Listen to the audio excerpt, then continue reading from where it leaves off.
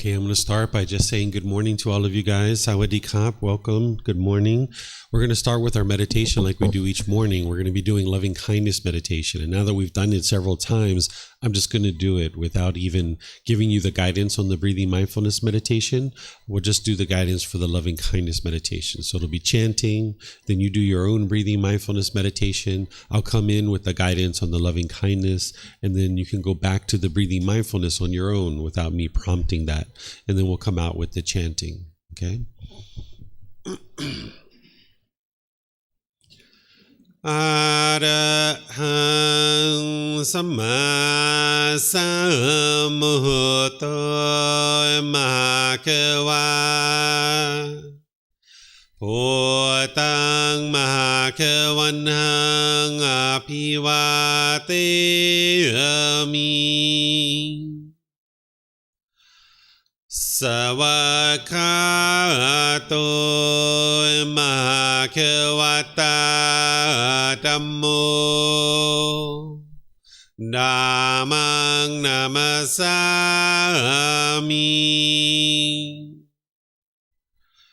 Supatipano Mahakavato Sāvaka Saṅkho Saṅghang Namami Namo Tassa Bhagavato Arahato Samma Sambuddhassa Namo Tassa Bhagavato Arahato Samma Sambuddhassa Namo Tassa Bhagavato Arahato Samma Sambuddhassa Iti piso Mahakava Arahang Samma Sambuddho Vicacaranang Sammuno Sakato Rokavito Anutero Purisa Dhammasati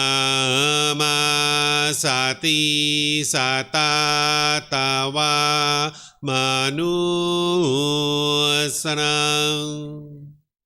Bhutto Bhagavati.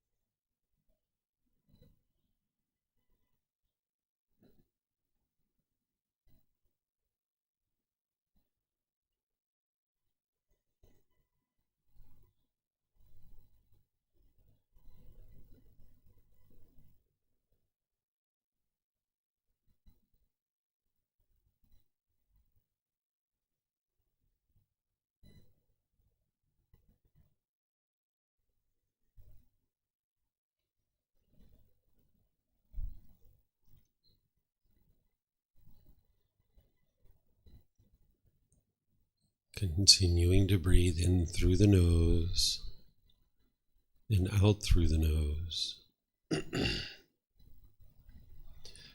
Repeat these affirmations in the mind on the out breath.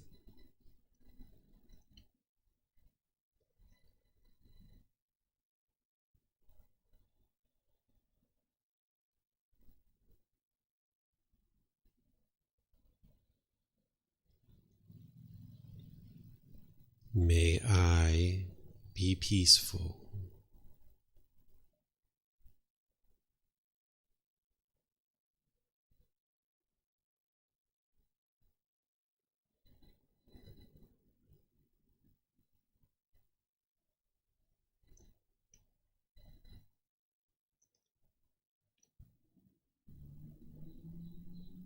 May I be safe.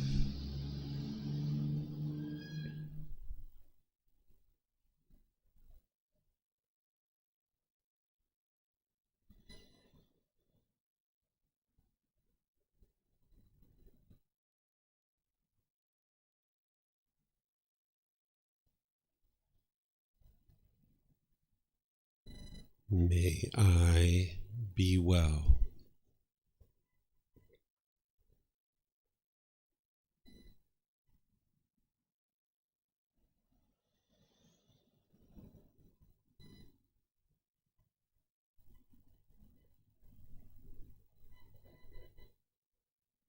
May I be free of all discontentedness and the suffering it causes.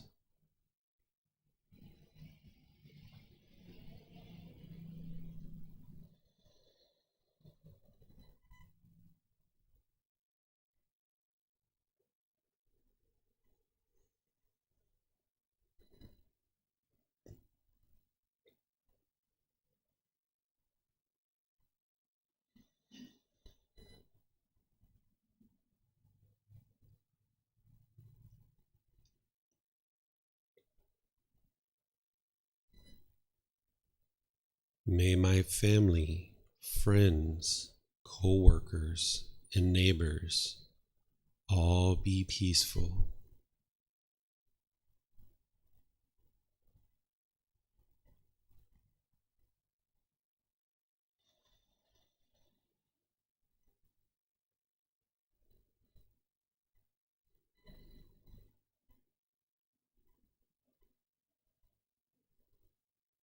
May they be safe.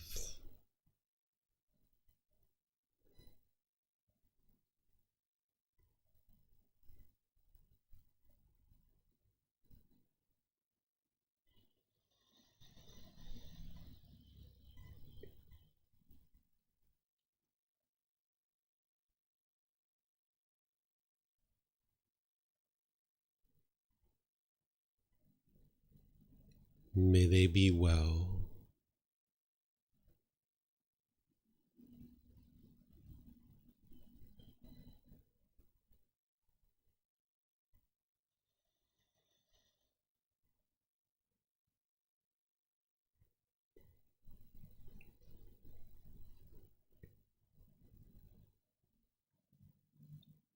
May they be free of all discontentedness and the suffering it causes.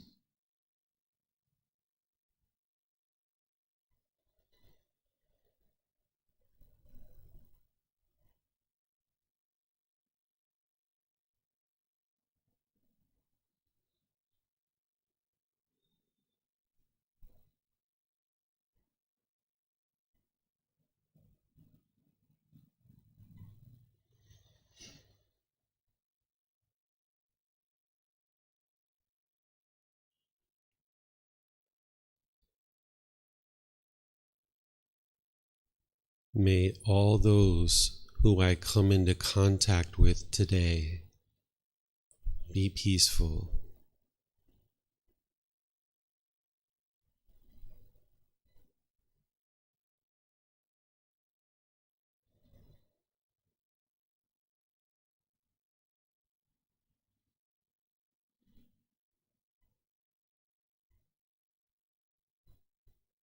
May they be safe.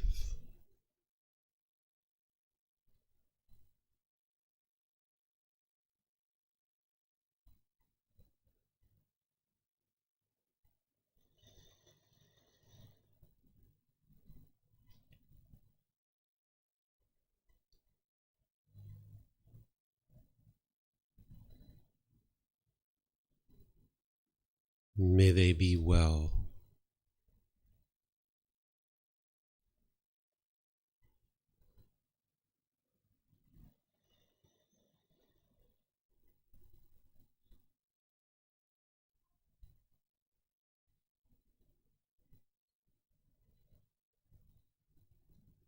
May they be free of all discontentedness in the suffering it causes.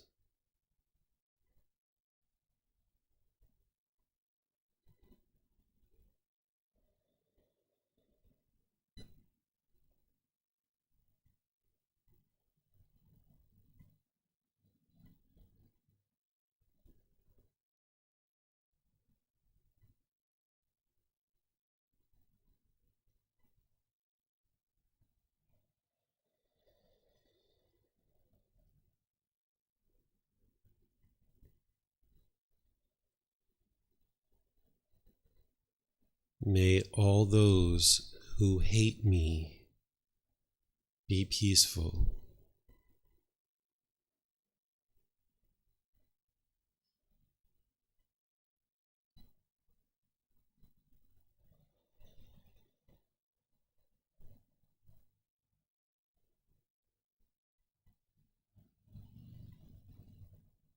May they be safe.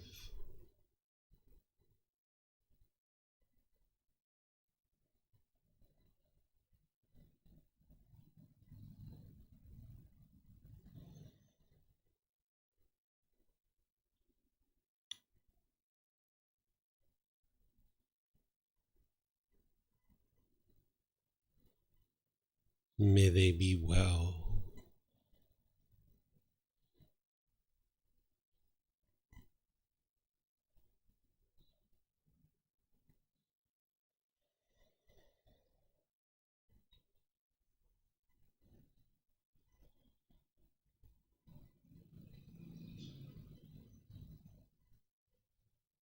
May they be free of all discontentedness in the suffering it causes.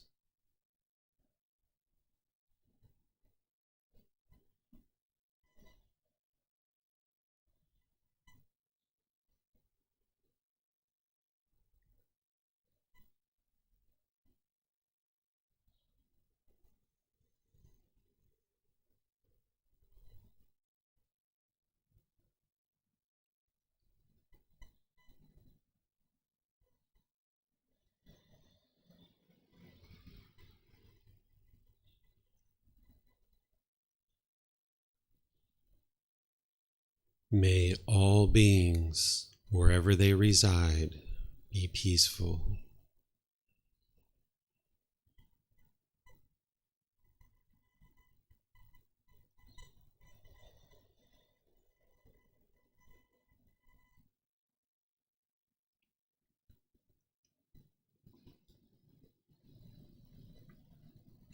May all beings be safe.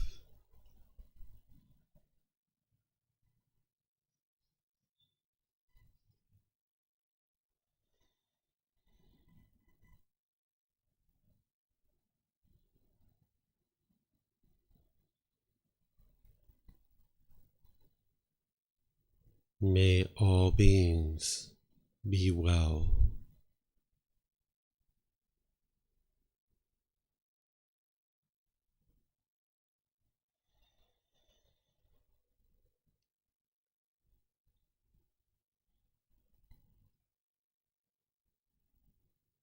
May all beings be free of discontentedness in the suffering it causes.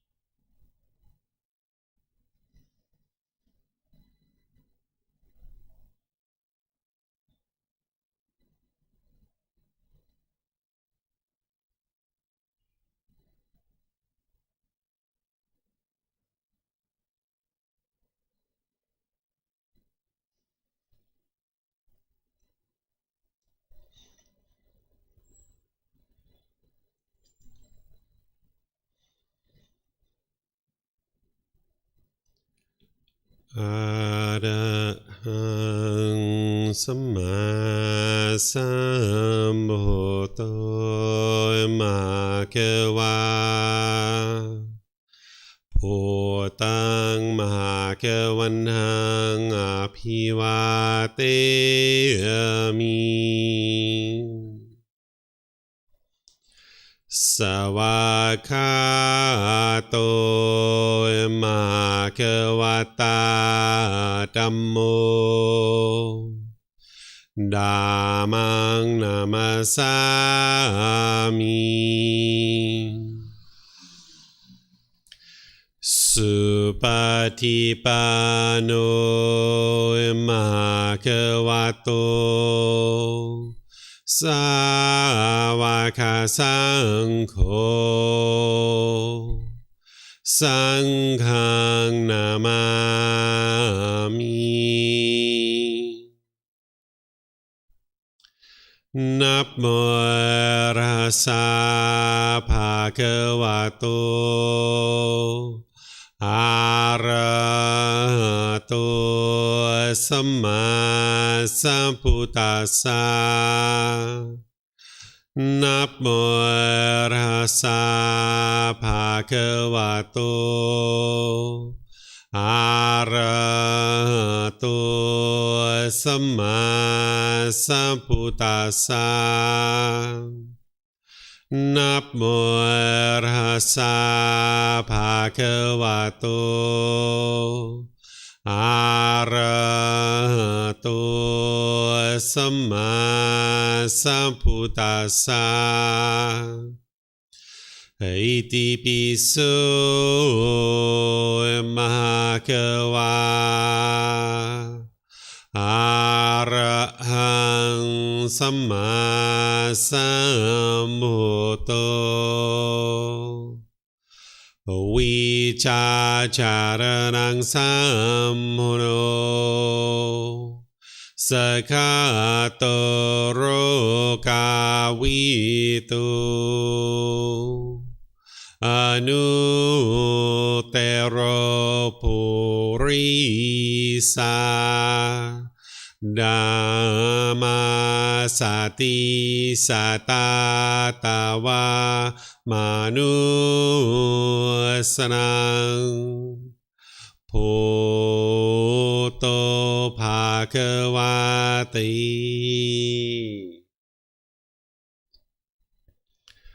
Okay, if you like to slowly make your way out of meditation.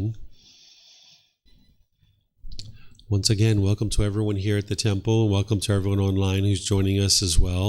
Nice to see you all this morning. We have this topic that I'm going to share with you here in a moment, but before we do, I'd like to just open up to any questions that you guys might have about your meditation practice, because at this point you've been meditating for a number of days, and I've been helping you build up your loving kindness meditation and your breathing mindfulness meditation. So I'd like to give you guys an opportunity to ask any and all questions that you like about meditation. If you're having any challenges or struggles or any just clarification that you need, you can use the microphones here at the temple, or those of you guys online, you can put your questions into Facebook, YouTube, or Zoom, or raise your hand in Zoom and ask any questions that you like by just unmuting. So are there any questions around meditation that you guys would like to ask?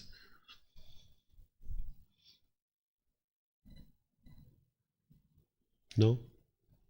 Yeah, I have a question. Yep.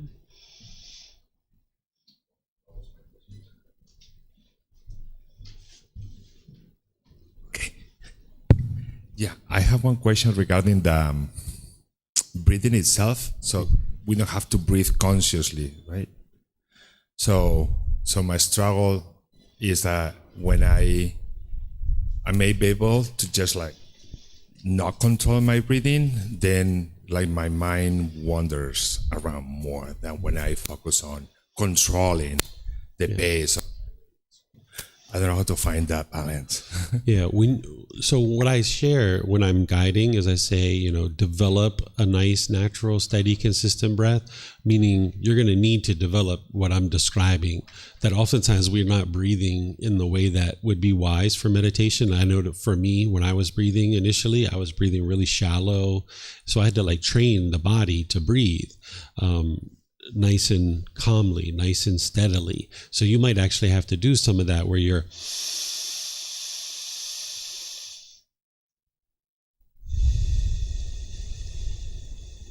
training the body to be able to breathe like this, because I was breathing.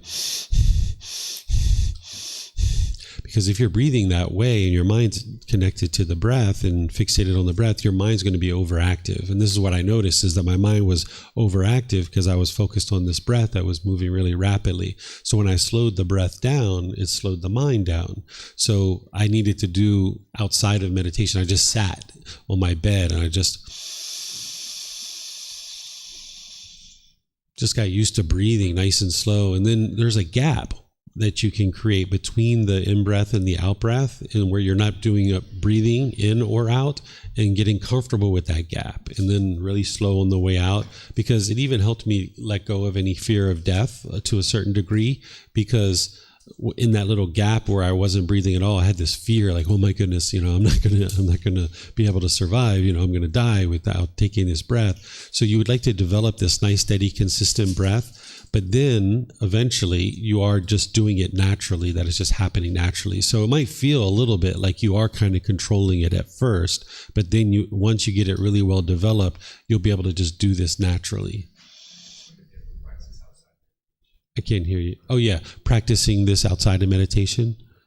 Yes, that's a good idea. Thank you. Yeah. And you can just do it with your eyes open, just sitting there like 5 minutes, 10 minutes, and not doing anything with your mind, just sitting there and just focusing on getting the breath really well established. And then after 5-10 minutes or so, then just close your eyes and try to do a little bit of meditation with that breath that you've now established.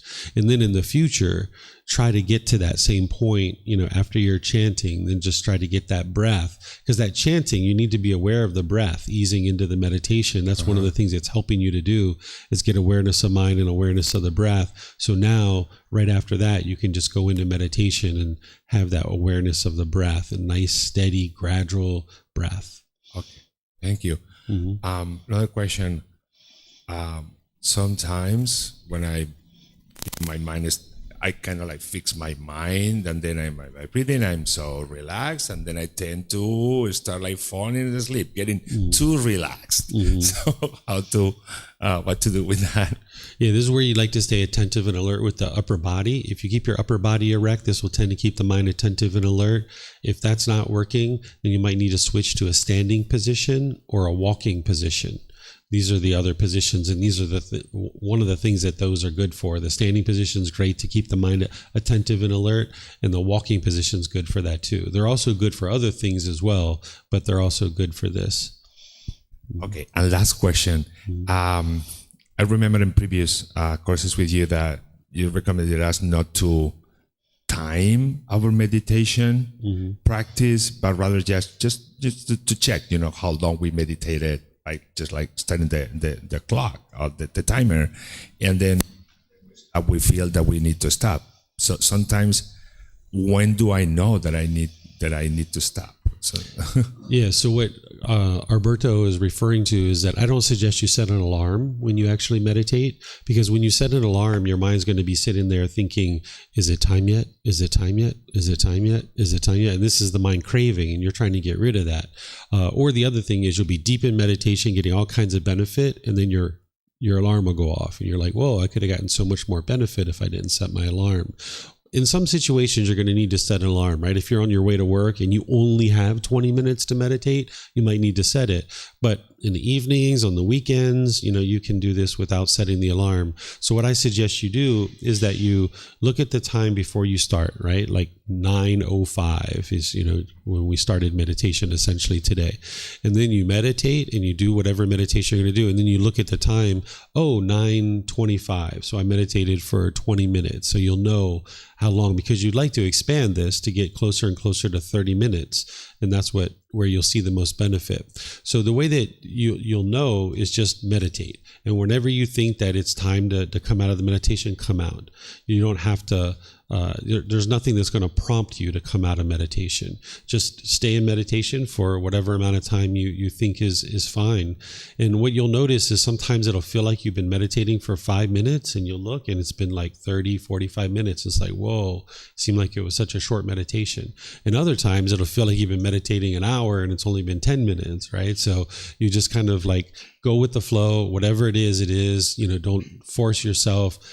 So there's nothing that's going to prompt you to come out of meditation. Just meditate for whatever amount of time you feel like you need, and then just come out. Yeah, you're welcome. Leo? Still have problems with when I do the phrases, and how I see these persons I do love and kindness to, how I picture them in my mind. I have a bit difficulties. I think you said once, you told me how you did it, like with honey or something. You as you're doing these affirmations, one of the things you can do to help you is you can visualize the person or the group of people, because you're probably going to be doing may Rebecca be peaceful, right? And you know what Rebecca looks like. You've been around her, you spend time with her. Even if you're no longer around her anymore, even if she's in the past, you can envision like Rebecca sitting in front of you or standing in front of you. And one of the things I would do is I would envision this molasses, because molasses is like very thick, and it kind of like a syrup kind of going over the body and because what the Buddha teaches you is he teaches you to envelop the mind with loving kindness or fill it up or permeate the mind.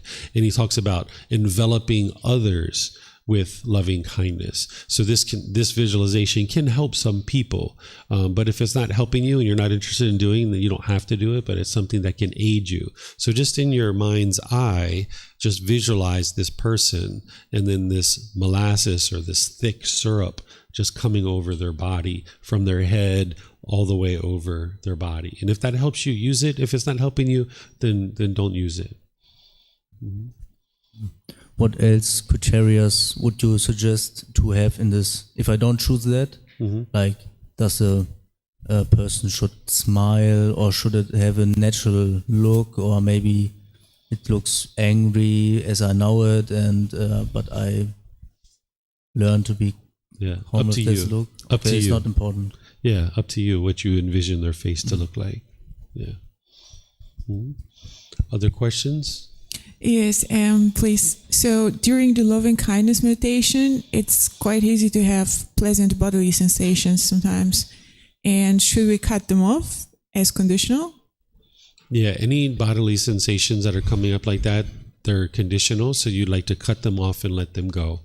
What you will notice sometimes is you might notice some kind of like tingling in the back of your neck and some tingling over your head, like the loving kindness. You can feel the mind starting to permeate with loving kindness. If it's unconditional love, you won't be able to cut it off and let it go, because there's no condition that's creating it. So it's not possible for you to cut it off. So if you're like constantly trying to cut it off and it won't get off, it won't come out, then that means it's this unconditional love, this loving kindness that's permeating in your mind. So if you're noticing any kind of conditional experiences, you would like to try to cut them off. And if you're not sure, just try to cut it off. And if it's not, you're not able to, then more likely than not, it's the unconditional love that's permeating in the mind. And you would like to just continue to allow that to permeate during your meditation, and even afterwards, go out in the world with that loving kindness towards all beings.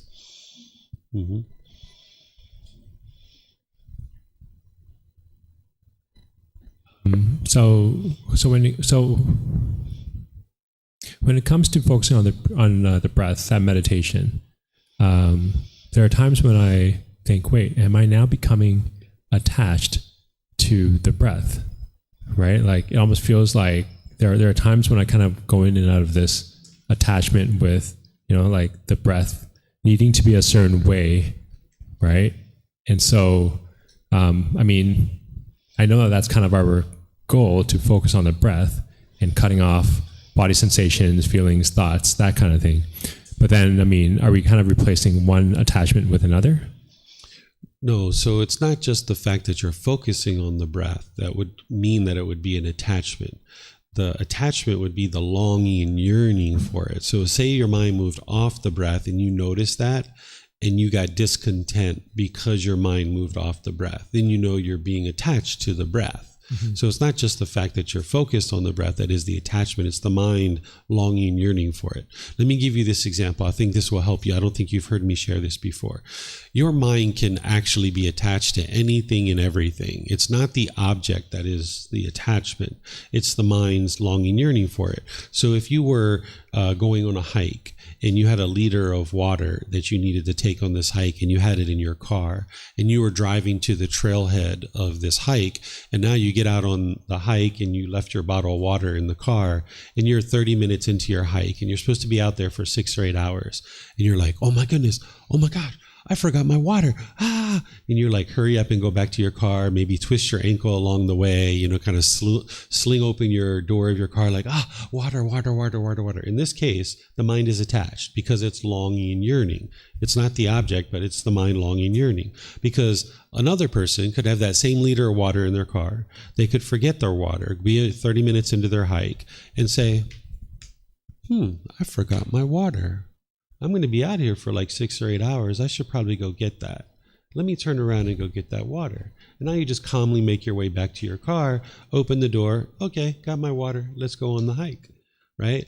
In this situation, the object's exactly the same. It's what the mind's doing that's different. There's the longing, yearning, which produces all this unskillful conduct, which leads to the spraining of the ankle and slinging open the door and all this, rattled mind. But then there's just choosing to go get the water. So you can choose to focus on the breath without a craving, desire, attachment. Just the fact that you're focused on the breath doesn't mean that it's an attachment. It's how the mind is longing and yearning potentially and holding on to it. And the way that you'll know for sure with 100% certainty that there's any craving, desire, attachment in the mind is if there's discontentedness. That's the red light. That's the indicator. Because there can't be discontentedness if there isn't a craving, desire, attachment. So whenever you see discontentedness, that's why I taught you to look inward and look to identify your cravings. So if you're noticing that you're focused on the breath, and when the mind moves off the breath, you become discontent and frustrated, then you are attached to the breath, being on the breath, but that doesn't mean you should stop doing it. It means that you need to eliminate that longing, yearning, and realize that being on the breath is impermanent. You're not going to be able to permanently be on the breath. It's not possible. If you are able to permanently focus on the breath, then that means the universal truth of impermanence is not a universal truth. So when you're focused on the breath, if the mind moves off, and you notice discontentedness, okay, you're attached to the breath. But now what you're doing is you're training your mind to let that go and say, hey, this isn't permanent. My mind's going to move off every once in a while. Let me just bring it back. Let me just let that go and come back. So you're not replacing anything. You're just choosing to focus on the breath and build that concentration to be able to focus on a single object. Now, some people are taught, and the Buddha didn't teach this, but some people are taught when you have a thought or you have a feeling to look at it or to label it, or some people call it noting. If you've heard this, like some people, they teach when you're meditating and you have a thought that you should think thought, right? Or if you're angry, think angry. Right? Or some people teach you counting, that you count backwards. Or some people here in Thailand, they'll teach you to say, Put to, when you're meditating. This is replacing whatever thought you would have had with another thought. And your mind hasn't actually let go in this case. But in the case of focusing on your breath, you're not producing a thought. You're just focusing your mind on the breath. But if you were to insert into your mind like counting or labeling or noting or this puto, whatever thought you would have had, you're just replacing it with something else, and your mind hasn't actually let go in this situation. But if you can just focus your mind on the breath, not having any particular thought or not inducing a thought like puto or counting, then your mind is letting go because it's just focused on the breath. And that's what you would ultimately like to get to. So while there's a lot of people teaching lots of different meditation techniques out there, it's not necessarily what the Buddha taught, even if it's at a temple, even if it's at a retreat, even if it's an ordained practitioner, because not everybody studies with the original teachings of the Buddha. You were in the basic or the foundational class where I showed you the original words of the Buddha, where he talks about cutting off thoughts with breathing mindfulness meditation. So there you can see what he originally taught. And if you look at volume 7 of the book series, this is a consolidated collection of all the teachings of the Buddha about breathing mindfulness meditation. You can see how he guides students in meditating. You can see his exact words, and you can see what I'm teaching you is right in line with that, where other places that you might go that aren't basing their teachings on the original teachings, they will teach this puto, or counting, or labeling, or noting, and things like this. And this is actually not allowing you to cultivate the mindfulness and concentration and the ability to let go. So those types of meditations aren't going to lead to enlightenment.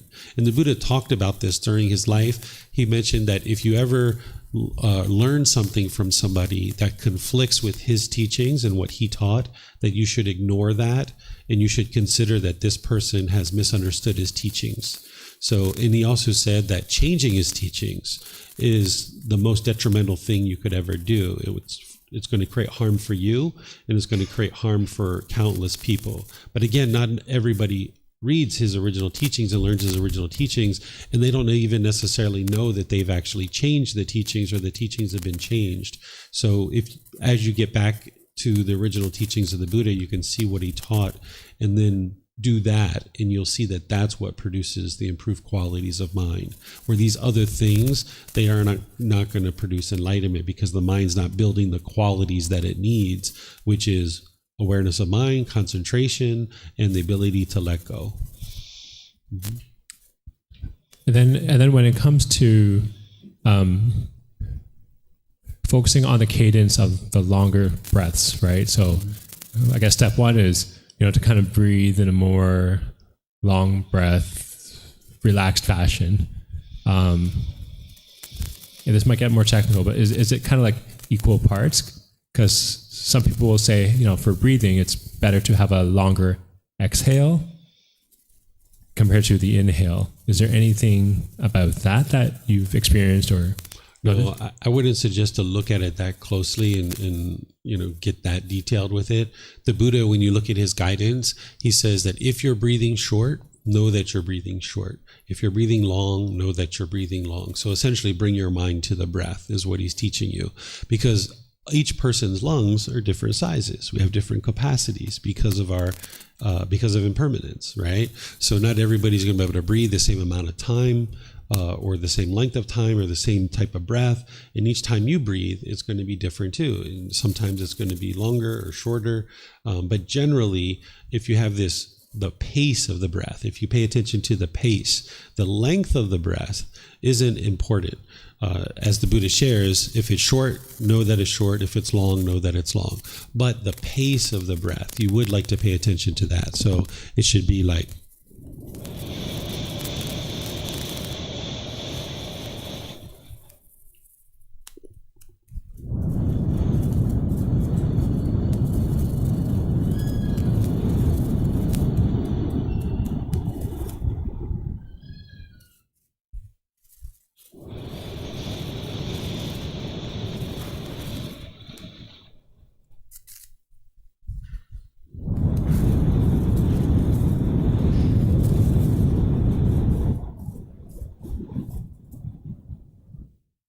so it should be like that pace. But how long or short it is going to be different based on lung capacity. But the pace can be similar. And you need to train the body to be able to do this type of pace. And then, our goal is to try to maintain this pace, to kind of be more in control without attachment throughout the entire breathing mindfulness meditation. Yeah, and getting it to a point where you don't have to control it, that it's just a natural breath. Like now, for me, this is just a natural breath. And it's not to say that I breathe this way in day-to-day life, but when I get into meditation, it just happens naturally. I can just naturally breathe this way, where before it wasn't natural. So I did need to train the body to be able to breathe this way. And then once I did, now it's natural. So that's when I share guidance in meditation. I say, develop a nice, natural, steady, consistent breath, or establish a nice, natural, steady, consistent breath. Because oftentimes the body isn't breathing this way when you first start doing meditation. And then there are times when, just say if I've slept enough versus not sleeping enough, my mind will deviate more than usual. And I mean, I guess that's just a quality of not having enough rest, or you know, like nutrition, or you know, like kind of, you know, taking care of my health kind of thing. So I mean, I'm guessing that that's normal. That is not always mind over matter, so to speak. Like there is something to be said for taking care of our bodies and sleeping well and eating well, you know, and that improving our mental strength, I guess. Yeah, this is part of the wisdom, right? The Buddha teaches you the wisdom of how to purify your mind, how to get to enlightenment, how to understand the natural laws of existence. He teaches you all these kind of things. And then with that purified mind, you're going to discover all kinds of other wisdom about this body, about this mind, and about the world. He doesn't teach you every single little thing. He's teaching you what pollutions you have in your mind, how to get rid of them. He teaches you about this natural laws of existence. And then as you clear out your mind, you're going to discover many things along the path that the Buddha never taught. He didn't teach it to you because he didn't have to teach it to you, because he knew you would discover it on your own. And this is the unfortunate thing, is that some people, when they're discovering those things, their conceit can arise and they can think that they're smarter than the Buddha. But the Buddha just didn't teach you those things because he knew you would discover them on your own, that he didn't have to teach you every last little tiny thing. Or a student can think they're smarter than their teacher, or wiser than their teacher because, wow, look at all these things that they've learned. Well, your teacher knows those things too. They discovered them along the path too, but they just didn't teach it to you because they knew you would figure it out on your own. All they're teaching you is the core central teachings of how to get rid of this pollution. So things like how much sleep you should have, or you know, the types of foods to eat and things like this, you will figure all that stuff out along the way. The Buddha's not going to give you, you know, the complete recipe. He's going to give you the complete recipe of how to get to enlightenment, but not the complete recipe about how much time you need to sleep each day, or how much, you know, what types of food you need to eat. Like last night, I was just telling my son, I noticed that when I eat sweets in the evening, I tend to urinate more. And I noticed that this, and I don't know if that's true for everybody, but I think there's something that the body produces a certain amount of insulin, and that produces urine and these kinds of things. And I heard a doctor talking about this one time. And this is what I noticed about my own body. Like if I don't eat sweets at night, I don't really wake up in the middle of the night to use the restroom. Whereas if I eat some sweets, I will tend to start urinating, you know, quite a bit. And these are the kind of things that the Buddha doesn't teach you, but you just observe about the body. You just kind of notice this cause and effect, cause and effect, cause and effect. This is constantly what the Buddha is teaching you, is this cause and effect. And you start seeing this cause and effect in many different parts of your life. And this is where you're able to now clue into the natural law of karma, that the Buddha is teaching you about the natural law of karma, and he's teaching some major aspects of it. But then you're going to see a lot of individual details and discover these on your own, because your mind is now alerted to this natural law and you can pay attention to it. Sorry, last question on you don't have to apologize for questions. If your teacher gets frustrated that their students are asking questions, you should probably find a new teacher. That's fair. That's fair. Maybe the Canadian in me. When it comes to focusing on the breath, and this might be my attachment to getting this right. When it comes to focusing on the breath, you know, there are times when I do focus on the sensation of kind of air in my nostrils, feeling my lungs expanding, right? Which is more of like a body sensation, visceral kind of thing. There are times when my mind kind of jumps to almost visualizing air. It just feels like I'm creating like a thought about what it might look like, or that kind of thing. So when we talk about focusing on the breath, I mean, I don't want to say what's right, what's wrong, but kind of what was the intention of the breathing mindfulness meditation? Was it more a connection with what the body senses, or does it just not matter? You mean, what are the goals of breathing mindfulness meditation? The exact thing that the mind is focusing on and connecting to. Okay. It's focusing on the sound of the breath or the sensation of the air coming over the skin into the nose. That's the fixation that you're focusing on. Nothing about lung expansion, nothing about the feeling of air coming in. It's strictly up in this space here. Yeah. The thing about the untrained and unenlightened mind is it's like a wild animal. If there was a bunch of wild animals in the forest and the animal trainer went into the forest, what do you think the animals would do?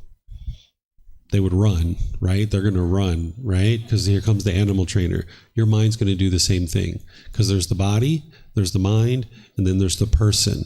And the person's trying to train the mind, right? And the mind's like, I'm out of here. I'm getting out of here. So your mind's going to try to run around and try to figure out all kinds of things. Let me focus on this. Let me do this. Let me do that. Let me do this. It's not going to want to do what this person is interested in doing, which is focus on the breath. So it's going to try to find all these erroneous things to do and look at and, frolic in the forest and do all these kinds of things. And you're like, no, I'm going to tame you. You need to come over here and focus on the breath. The mind's like, nah, I'm out of here, man. I'm going to focus on this and that and this and that. So you need to be very attentive to that and get the mind to be disciplined and controlled by bringing it back to that breath, and realize it's going to try to run around on you and try to find anything and anything that it can do.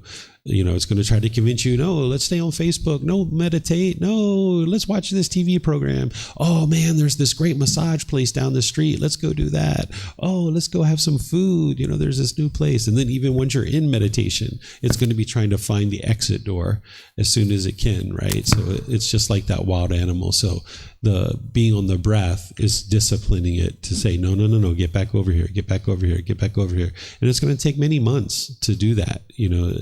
It's not going to be like a 1 week or 1 month or 2 month thing, and your mind's going to be well disciplined. It's going to take many months and years to get this mind disciplined. So just like everything else, you can't be an expert at it in just a couple of months or even a couple of years. Like, you're in the IT field and you're probably pretty proficient in that, but it took you many years to build up to that. Is any tips or recommendations on trying to maintain this mindfulness throughout the day? Because I find that during the breathing mindfulness meditation, it's we're here, we're like training, but then out there, it's easy to be distracted or kind of drawn towards different smells, sights, sounds, that kind of thing. So, in the online and offline world of distraction, people kind of trying to pull our attention. Mm-hmm. How do we, kind of maintain our mindfulness? Yeah. In that realm. Sure. So there's two different things here. There's mindfulness, which is awareness of mind. And then there's concentration, which is the focus and clarity, right? So you would like to be practicing both of these all throughout your day. And the Buddha talks about, and I can confirm with you that this is what you need to do, is practice mindfulness all day long. And that mindfulness is your guard. This is what's guarding the mind. You need to guard the mind, because anytime you have contact through the 6 sense bases, if you have craving, desire, attachment in your mind, there's the potential for discontentedness to arise. So your mindfulness should just be always on. From the moment you're first starting to wake up and gain your awareness, all day long, and even when you're going to sleep at night, because your thoughts can invade you. When you're waking up in the morning or when you're dozing off at night, your thoughts can invade you, and you need that mindfulness to be that guard, right? So it's guarding the doorways to discontentedness. I can give you some examples of this if you like, but then also with that mindfulness or awareness of mind, you need to be focused, you need to be concentrated, and that's where the more you do it, it's like that wood and the steel rod that's going back and forth. So when you're here listening to me talk and you see your mind wandering and thinking about lunch, right? You cut that off and bring it back. Or maybe your mind is maybe you're physically here in the class, but your mind's thinking about what you're going to do after class. You got to cut that off and bring it back. And more as you're doing this, the mind will be focused and concentrated, and then you can have more and more awareness of mind. So the meditation is helping you cultivate that awareness of mind and concentration, but then you practice it in your day-to-day life all the time, right? There was this time, I'll just give you an example, is when I was trying to get rid of coffee. And I had thought that this craving had been eliminated, because I went like 3, 4, 5 days without one, and then I had one, and then I went a week or 2 without one, and then I had one, and then I had like 3 or 4 weeks, and then I had one, and then I was up to 8 weeks. And I was feeling all proud of myself. I was like, wow, look at me. I got rid of this coffee craving. I started getting conceitful.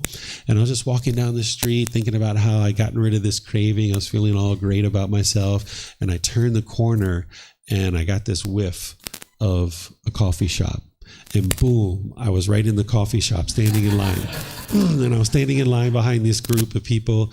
And I was telling myself, like, why are you doing this? You're going to have a headache for like 2 or 3 days. You know, you're going to feel, you know, your mind's going to be overactive. Like, this is really silly. You should just leave the coffee shop. Why are you even here? This is silly. You've gotten rid of this craving.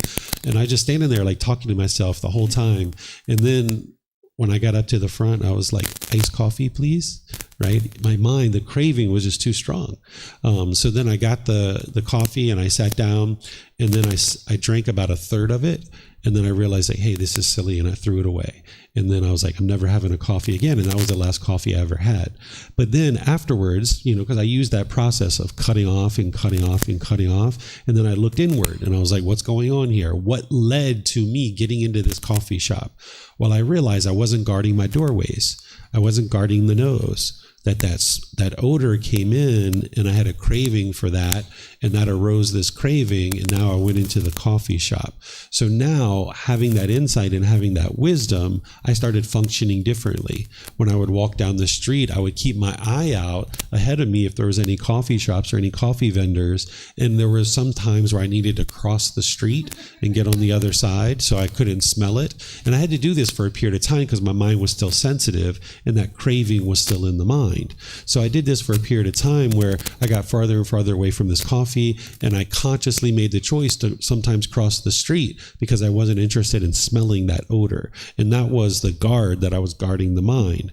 And then ultimately I got to the point where the craving was completely gone. Now sometimes students invite me to coffee shops and they're like, hey, I would like to have a chat with you. I need some help. You know, can you meet me at this coffee shop? I'm like, sure, I'll meet you at the coffee shop. I'll just go there and get a water or a smoothie or something like this. And I can smell the coffee all day long, and I have no craving to be able to drink that coffee. But at that time, when my mind still had the craving and it was still sensitive, I needed to guard the mind in this way. So you're going to be able to not only identify your cravings like I taught you here, but you're going to actually be able to identify the doorway that the contact came in through, that now you can actually be more attentive to that. Because anytime you're getting discontent, it's either from the eyes, the ears, the nose, the tongue, the body, or the mind itself. It's coming into some doorway. That's the only way your mind can interact with the outside world. And if you have a craving inside your mind, then when you have this contact through these doorways, that's what's going to arise the discontentedness. So not only can you identify the actual craving, you'll actually ultimately be able to identify the doorway that it's coming in through. And I teach you about this. There's a retreat in January. It's everything you need to get to the first stage of enlightenment. And I teach you about the 6 sense bases in there. And then also the Polycanon and English study group, we have an entire book, volume 9, that we study the 6 sense bases. And you learn about these kinds of things in the way that you can guard your mind and guard these doorways. And this is what your mindfulness is helping you to do, where you're just always aware and vigilant of what's going on in the mind. And the Buddha talks about what's called the 5 hindrances. So he teaches you all about these things that it takes to get to enlightenment, but then he teaches you the 5 things that are going to hinder you or block you from getting to enlightenment. They're called the 5 hindrances. And the 5 hindrances, they are sensual desire, ill will, complacency, restlessness and worry, and doubt. And I teach you these at different times in the various programs. Well, complacency, I think you kind of understand, it's like dullness, lethargic, lackluster, being uninterested to do things. That's what complacency is. And you might associate that with, not meditating or not coming to the temple or not reading the book. Yeah, that's complacency. That's big time complacency. But the Buddha describes complacency all the way down to the point, if you have an unwholesome thought in your mind and you do nothing about it, this is complacency. So if I'm walking down the street and I smell the coffee and it arises craving in my mind and I do nothing about it, that's complacency. So that's why I ended up in the coffee shop and I ended up ordering, because I was complacent. I was sitting there, I was thinking about it, but I didn't cut it off. I didn't cut it off. I just allowed it to persist in the mind. So in that situation, I was complacent. So I needed to eliminate this complacency all the way to the point where when you're walking down the street, you're aware of what's going on in your own mind. And if you notice anything unwholesome, which craving is unwholesome, you cut it off. Or if you notice anger or frustration or irritation, or you notice conceit where you're judging other people, like, look at her hair, or look at her jewelry, or look at his muscles, doesn't he think he's so great? No, that's your mind that's doing that, right? So cut that off and let that go. Don't be complacent and allow these unwholesome thoughts, or even at nighttime as you're dozing off to sleep, if you have these thoughts that are invading your mind, cut those off. Don't allow the mind to sit there and dwell in those, because that's the rewiring of the mind. When the mind is starting to have these unwholesome thoughts or these unwholesome qualities, you're trying to train the mind to say, nope, I'm not going to let you do that. Because if you allow the mind to sit there and dwell on that unwholesome thought, it's just going to keep doing that over and over and over again, or that feeling, right? So that's why you're cutting these things off and you're training the mind, nope, I'm not going to let you do this. One of the analogies that the Buddha gives on this is he talks about these animals, that he talks about this post or this pillar that's down into the earth, and that there's these 6 animals, and these 6 animals are tied to this post and pillar. The alligators pulling towards the river, the monkeys pulling towards the jungle, the bird is pulling towards the sky, and every time they pull, they get yanked back to this post or pillar, and they just keep pulling and pulling and pulling. They keep getting yanked back and yanked back and yanked back and yanked back. Eventually, these animals realize, like, I'm not going anywhere. I can't go anywhere, so I'm just going to sit right here by this post and pillar. And they calm down and they just sit there and relax. Your mind's the same way. It's going to keep pulling and pulling and pulling like these wild animals. But every time it does that, if you yank it back and you yank it back, eventually it's going to be like, all right, I'm just going to sit here, because you're not going to let me run away anymore. You're not going to let me go. So I'm just going to sit here and be calm. So in your meditation and in your daily life, your mind's going to keep pulling through these 6 sense bases. That's the 6 animals. It's going to keep pulling, and you're just keep yanking it back and yanking it back and yanking it back and yanking it back and yanking it back, constantly in meditation and constantly in daily life.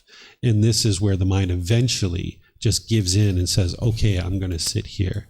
And this is why, like, the idea of meditating like 6 hours, 8 hours, 10 hours, 12 hours a day, if you're doing meditation the way the Buddha taught, this isn't actually possible. It'd be exhausting to sit there for 6 or 8 or 10 or 12 hours and keep yanking your mind back.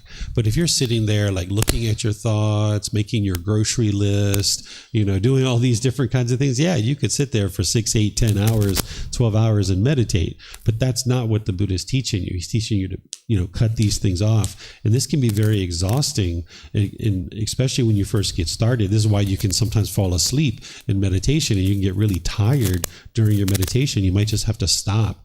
And then he gives the other analogy too, that if your mind is unrestrained, it's like these 6 animals being tied to ropes, and there's a knot in the middle.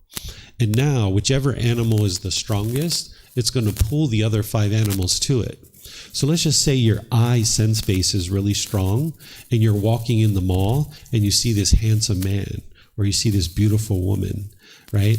And your eye is pulling towards that person, right? That's the animal pulling, because it's unrestrained, because all these animals are tied in a knot. But what you'd like to do is have them tied to this post and pillar so that you can keep yanking them back. And that's where you redirect your mind. Like, say you're walking behind someone in the mall and it's like, wow, look at that shape. Man, his muscles are amazing. Or wow, look at her, whatever, and you're looking, instead of sitting there and just dwelling in that and continue to keep looking at that, you need to redirect the mind. And that's where you might, like, go to the bathroom, or you might dip into a store for a minute or 2 or 3, let that person keep on walking. Whereas if you just sat there and you kept looking at that person like, oh boy, that looks good, this is your mind dwelling in this, and your sense base is unguarded.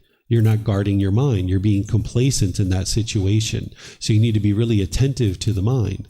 Say you're on a motorbike and there's somebody in front of you and you're pulling up behind them and wow, they look really attractive. Rather than sit there behind them and just keep staring at it, move to the side and come up in front where it's not even in your view anymore. And this will train your mind to let go. Eventually, you'll get to the point where these things, you don't have cravings in your mind to be attracted to these things. Your mind's not going to pull towards them because you've eliminated your cravings. But in the process of doing that, you need your mindfulness and your concentration to be so well refined that when you see these things, you take action to, that's your right effort, that you take action to do something else and redirect the mind.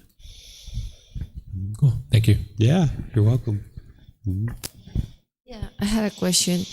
How things like violent movies or social media pollute your mind, and when you're meditating affects your meditation? Mm-hmm.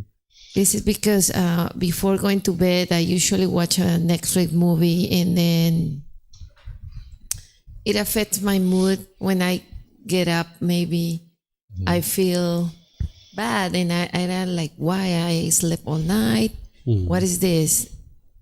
Can you talk about this? Yeah, the thing that's happening there is the mind is clinging and holding on to it. So the problem isn't the Facebook, the problem isn't the Netflix or the movie. The problem is that when the mind's digesting this content, it can't let it go. So that's where the mind's ruminating on this. So if you're noticing that watching like a horror movie on Netflix before going to bed produces bad dreams, and you wake up feeling grumpy and irritable because you didn't sleep well, then this is something that you know about this mind. Like right now, the mind isn't able to let that go. So it's unwise to watch that horror movie right before going to bed. And that's where the Buddha doesn't teach you these things. But if you see the cause and effect, then you know this and you're like, okay, if I'd like to watch a horror movie, I need to do that like in the morning or the middle of the day, because then the mind has a more opportunity to let it go before I go to sleep, and it's no big deal. And that's what the kind of things that you would like to do. Ultimately, as you train your mind, you'll be able to do anything like those kinds of things and you won't have any issues whatsoever. But when your mind's in the process of being trained and it can't let go, and you notice these kinds of things, you can modify your decisions in order to make better decisions and experience better results. Like I was talking about, like I noticed last night, or I've actually been noticing for a few days now, that when I eat sweets, I have more urine, and now I need to stop eating sweets at nighttime, and if I'm going to do that, eat it earlier in the day.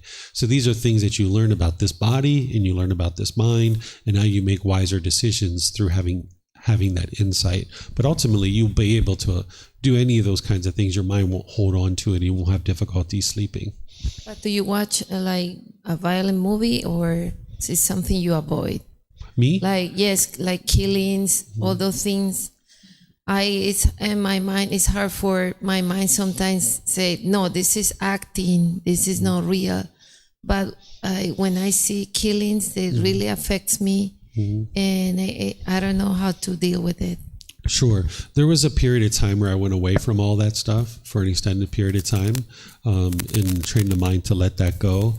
And then ultimately, like I go to the movies with my son from time to time, and some of them are violent, some of them aren't, and it doesn't affect me. But I did need to distance myself for a period of time. So the problem isn't the movie, because this is just entertainment. It's an art form, these kinds of things. But if you're noticing that you're affected by it, then you should go away from it. This is how you eliminate attachments, is you first distance yourself from the object. Then you need to work on your mind, be it 6 months, a year, 2 years, whatever you would like to do. But then ultimately, if it is something that you would like to ultimately watch, you can bring it back in, and you'll notice that slowly but surely your mind's not affected by it anymore, because you've trained your mind to eliminate any cravings. But you need to distance yourself from it for an extended period of time to allow the mind to let go of this particular craving. before you can integrate something like that back in. Something like coffee, something like alcohol, things like this, you're not going to ever bring back into your life. But things like a movie or other things like this, you're not actually causing any harm by watching that movie. So these are things that you can bring back in, but you're going to need to distance yourself from the object for a period of time, let the mind get rid of the attachment, then you can essentially reintegrate it back in if you choose. And it's up to you. You may or may not ever choose to watch those kinds of movies. Mm-hmm.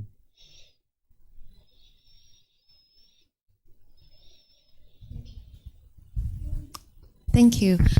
So my question is, it really makes sense to how to distance or disattach the objects at the beginning of the practice. So my question is, how about people, right? How about especially the people close to you? It's really hard to disconnect or distant in a certain period of time. In that case, what's your advice?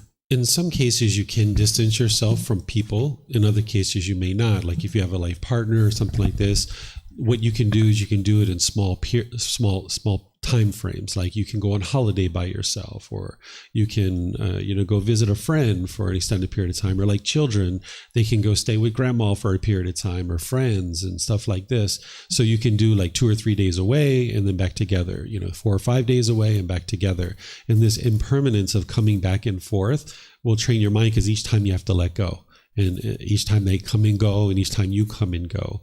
In some situations, you can distance yourself. Like there were times where I was away from my mom for 3 years or 5 years, and I didn't talk to her. And that's what I needed to do in order to train my mind to let go.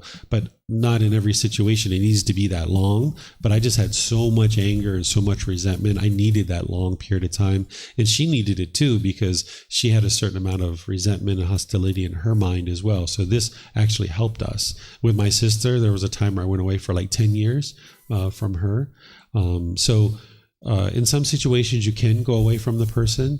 But remember what I taught yesterday about the reflection on death, or were you here at the end of that? Okay, you saw that, right? I taught the reflection of death, or the contemplation of death. That one is going to really help you. And even when you're in a relationship side by side with each other, you can be actually doing that, which will help your mind get comfortable with this impermanence of the relationship. To me, I would love to do that, but my mom would never allow me to go away for a very long time. Even physically, we were not really living in the same country. However, she have all those phones and text messages, and I have to immediately respond to her. Otherwise, she would go crazy. She would call my ex. She would call my kid in order to find out I'm fine and where I am, and that's making me really uncomfortable. Mm-hmm. So your mom's not the one who decides whether you go away or not.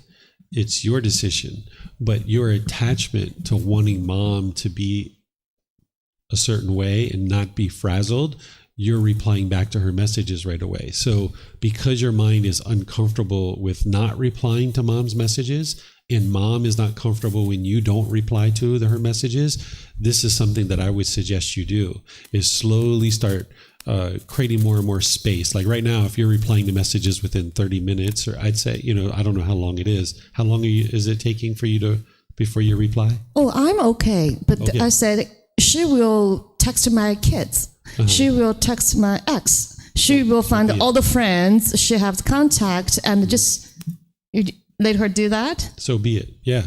If she's going to do that, then she does it, because that's her karma. That's her decisions. And as she does this, eventually her mind's going to have to let go. So if you continue to reply to her in the meeting her expectation of what she wants, she'll never let go.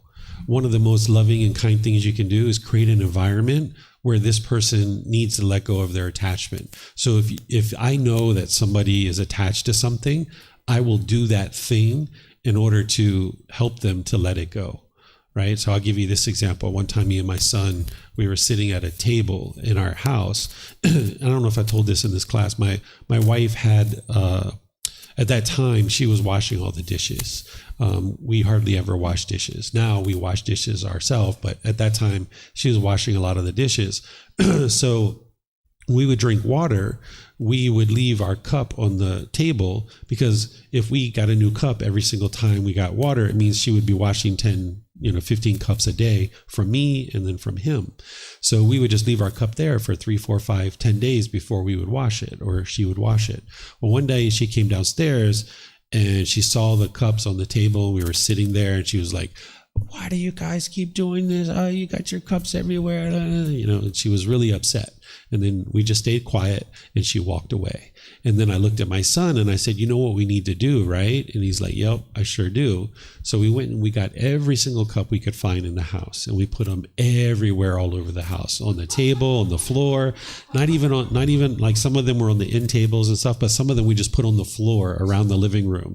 So she came back down about an hour or two later, and she walked downstairs and she looked and she looked and she looked, and you could see her eyes, and then she just walked away. She didn't say anything. And in that moment, she let go of her attachment and she stopped. We never heard her complain about that ever again.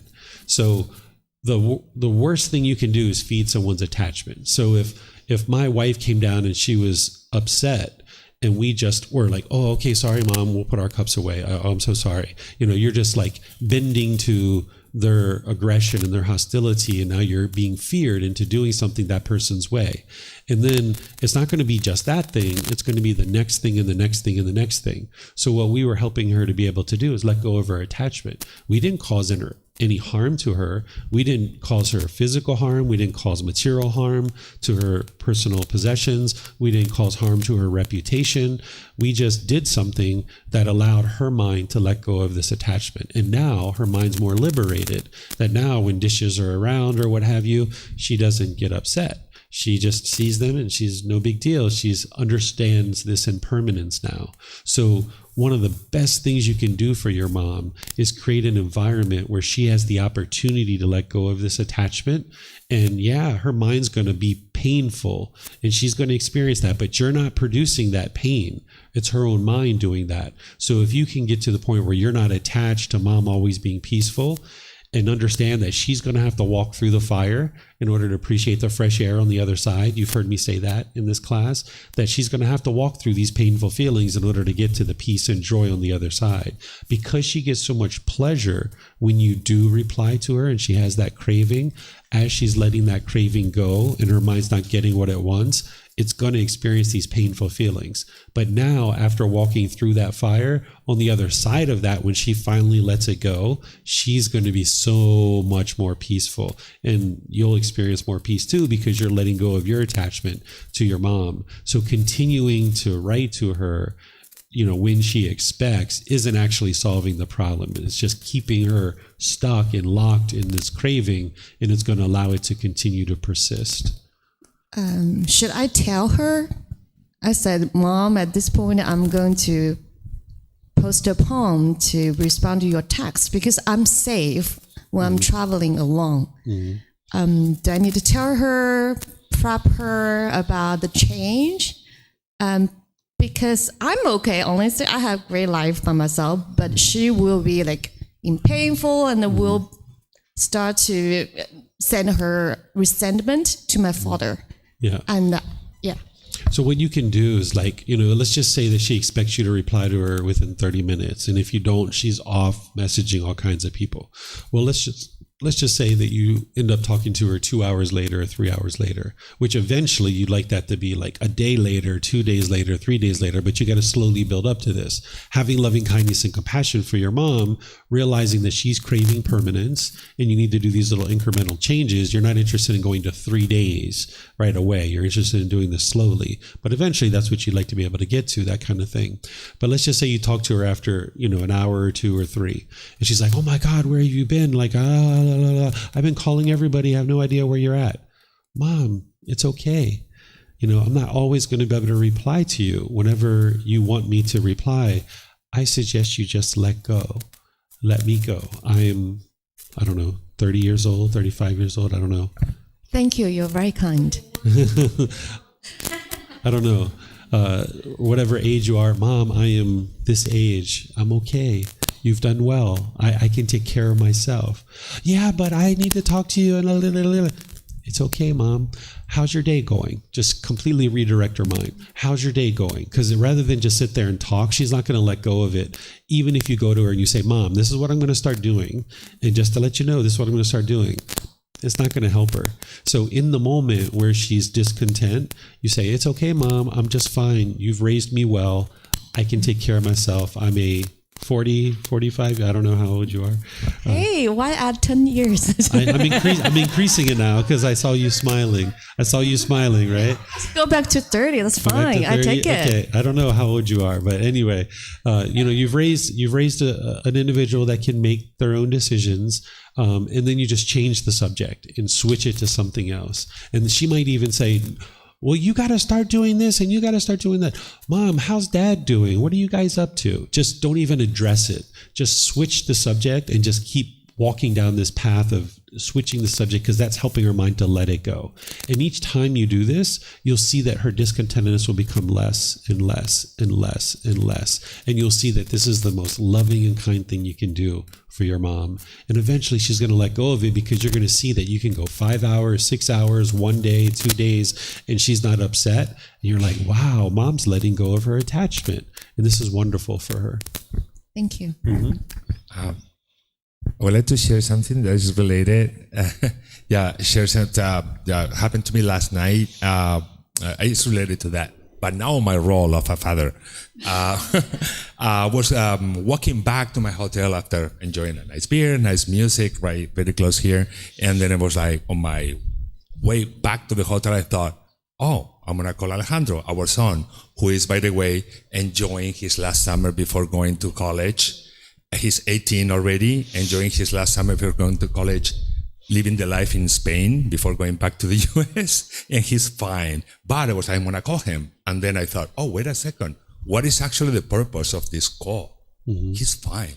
It's just my own peace of mind that want to know that everything is under control and that he's fine. He's fine. When he needs us, he calls us. He only calls us when he really needs us. Something that he needs us. Mm-hmm. He has a good sense of when to call us and when not to call us. And then I thought, you know what? I'm not gonna call him. I just continue walking. I did not call. Perfect. You know what? I slept through. I was fine.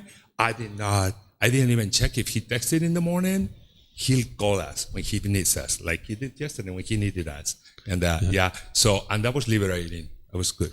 That was good. You felt more peace, right? Yes. So thank you. That's where you can confirm the teachings that I share with you. That yesterday I taught you to communicate with a purpose, to call with a purpose. Exactly. Right? That was key. And that's where you can say, "Wow, this is the truth. I can see this is working." Right. And you can see the Four Noble Truths is the truth, because when you let go, the mind becomes peaceful. Because that's what I noticed. Like, whatever he's doing, what he's up to right now is anecdotal to the real purpose of this attempt to call. It's just, I want to know. It's my own craving. And I have a strong craving for my son that I'm working on it. So it was good. Good. Okay. Anything else you guys would like to talk about on this topic? No?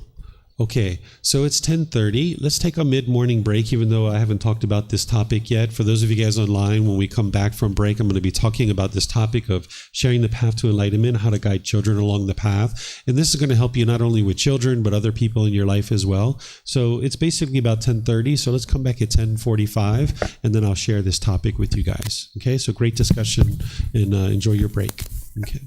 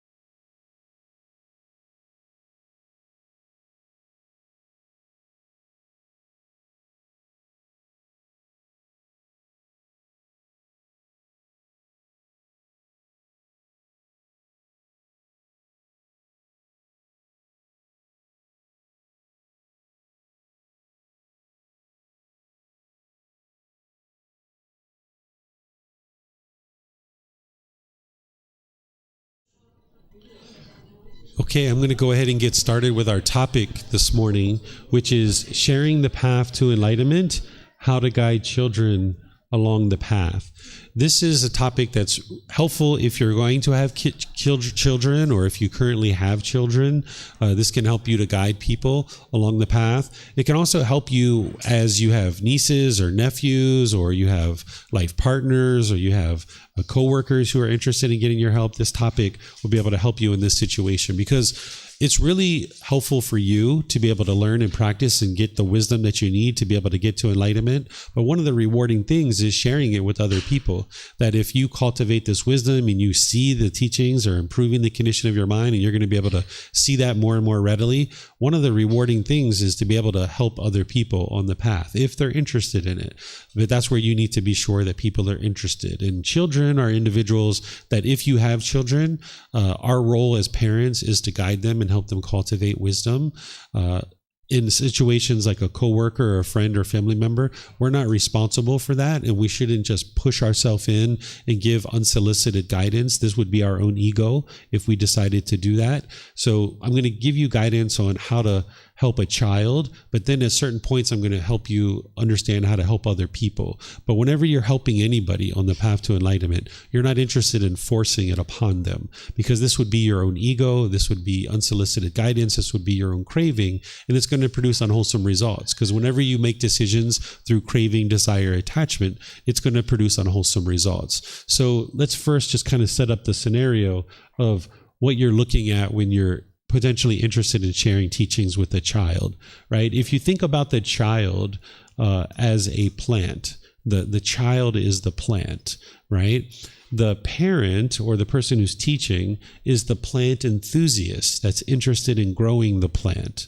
And then the teachings of the Buddha are like the guide stake. That's what's going to guide this plant. And it's going to guide you in being able to share the wisdom that's going to help this plant grow. So if you think about your children, or you think about employees, or the people around you like a plant, and everybody's growing, and you're a plant enthusiast interested in seeing lots of people grow and evolve and become better and better human beings, then you're using the teachings of the Buddha as your guide, and that's what's guiding you. Okay? And now I'll share with you all the things that you can consider in terms of guidance. And just like the last topic that we talked about yesterday, the number one thing is you need to acquire wisdom. You're not going to be able to guide anybody on the path to enlightenment if you don't have the wisdom. And since I don't ever know who's going to be in one talk or another, I make sure that I repeat this in each individual talk, that you need to cultivate your wisdom through learning, through reflecting, and through practicing deeply, cultivating the wisdom in your own mind. That's what's going to prepare you to be able to share the teachings. So if you've just learned the teachings in the last week or two and you started the learning, this isn't the time for you to go out and start teaching people, right? So you're going to need to cultivate multiple months and maybe even years of the wisdom of the teachings before you even consider sharing them with other people. Okay? Remember that your child is their own being, that they aren't your child, right? Your child. Oftentimes that's the way we think about it. This is my son or my daughter. You need to understand that they are their own individual being, that they're not yours, that while we might say this is my son or my daughter or my child, they're not truly mine. They don't belong to me. I'm not permanent in their life. So the thing that you're interested in doing is helping them cultivate wisdom. You're not interested in dictating to them what they should or shouldn't do, because the more you tell them what they should or shouldn't do, the more they're going to do just the opposite. Instead, what you're trying to do is grow them and nurture them and help them cultivate wisdom. And there's ways to be able to help them to do that and guide them to the wisdom. They're going to need to cultivate this wisdom themselves, because if the only reason why they're making a certain wise decision is because you're fearing them into doing it, or you're putting pressure on them, then they're only going to make that wise decision as long as that pressure is there and as long as that fear is there. And that pressure and that fear is not permanent. It's only when you're around. So as soon as your back is turned, they're going to make other decisions that are opposite of what would be wise. So you're not interested in fearing or pressuring children into doing any one particular thing, but instead you're interested in guiding them to cultivate wisdom. Because when they have wisdom about the natural laws, whether you're there or whether you're gone, they're going to still make those same decisions because they have the wisdom of seeing, well, oh wow, this is wise. If I do it this way, this is much better. So when you're fearing or guilting or shaming or trying to force or coerce or put your expectations on people, this is only going to work as long as you're around. And since you're impermanent in their life, it's not going to be a decision that they're going to make consistently. So in order for a person to make consistently wise decisions, they need to cultivate the wisdom. And that's why you would like to see yourself as like this parallel process. Like your child is in life and they're going forward, or your life partner or your employees or whoever, they're going forward in their life, and you're just this parallel process helping them and guiding them to cultivate their own wisdom. And then they'll make those wise decisions whether you're there or whether you're not. Okay? With children, it's best to start early, even when they're in the womb, right? Because a child, they have very little pollution in their mind. They can actually eliminate their pollution and experience an improved and better way of life a lot easier than when we get older. When we're 30, 40, 50, 60 and older, we've taken on more and more pollution. It doesn't mean that somebody who's 70 years old, their mind is absolutely polluted, because remember, these are the natural laws of existence and people can learn them at different times of their life. You can learn from grandma and grandpa and things like this, like a little bit of the teachings here or there, because the Buddha gives you the complete package of the natural laws of existence of exactly what it'll take to get to enlightenment. But people with different mentors and teachers and parents and guides, they can learn little pieces of it here and there. But it does get a bit harder as we age, because our mind isn't necessarily as crisp and sharp, and we've accumulated a lot more conditioning. There's never a bad time to start learning the teachings of the Buddha, but it's easier when someone starts early. So if you can start with the child early, even when they're in the womb, this is actually really helpful. When the child's in the womb, oftentimes we think that they're isolated and they can't hear what's going on, but they can actually hear what's going on. They can hear their mother's voice. They can get their tone and their temperament. They can even hear outside things. When my son was inside his mom's womb, I would play him mandolin, and you could see him moving around inside the stomach, and I would play the mandolin to him. And then when he came out and he was actually an infant, there were times where he would have difficulty sleeping, and I would just start playing the mandolin, and right away it would remind him of being in the womb, and he would actually fall asleep. And there was even times when he got a little bit older and he started walking around that my mandolin would be in the corner, and he would actually go and get it, and he would bring it to me, and he would like hand it to me. He couldn't talk. He would just grab it and he would like push it to me, and he'd be like, here, play this, right? So they understand and they can hear things. So when the child is in the womb, it's important not to argue, not to be bitter and hostile and harsh, because they're hearing all that stuff. And if they're hearing all this argumentative hostility and bitterness when they're in the womb, they're going to absorb all of those things. So if mom can be meditating, and then dad can also be meditating and training their mind and ensuring that you're not arguing and you're not bitter and you're not hostile when the baby's in the womb, this will allow the baby to ensure that they're in an environment that isn't hostile and bitter and harsh.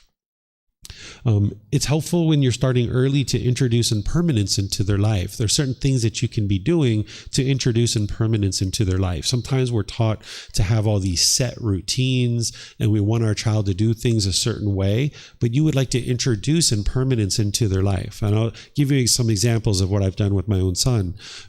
At one time, I knew my son was most likely attached to Legos because he was playing a lot of Legos, and he would make these little things, and then he would go off to school, and then he would come home and he'd play with them some more.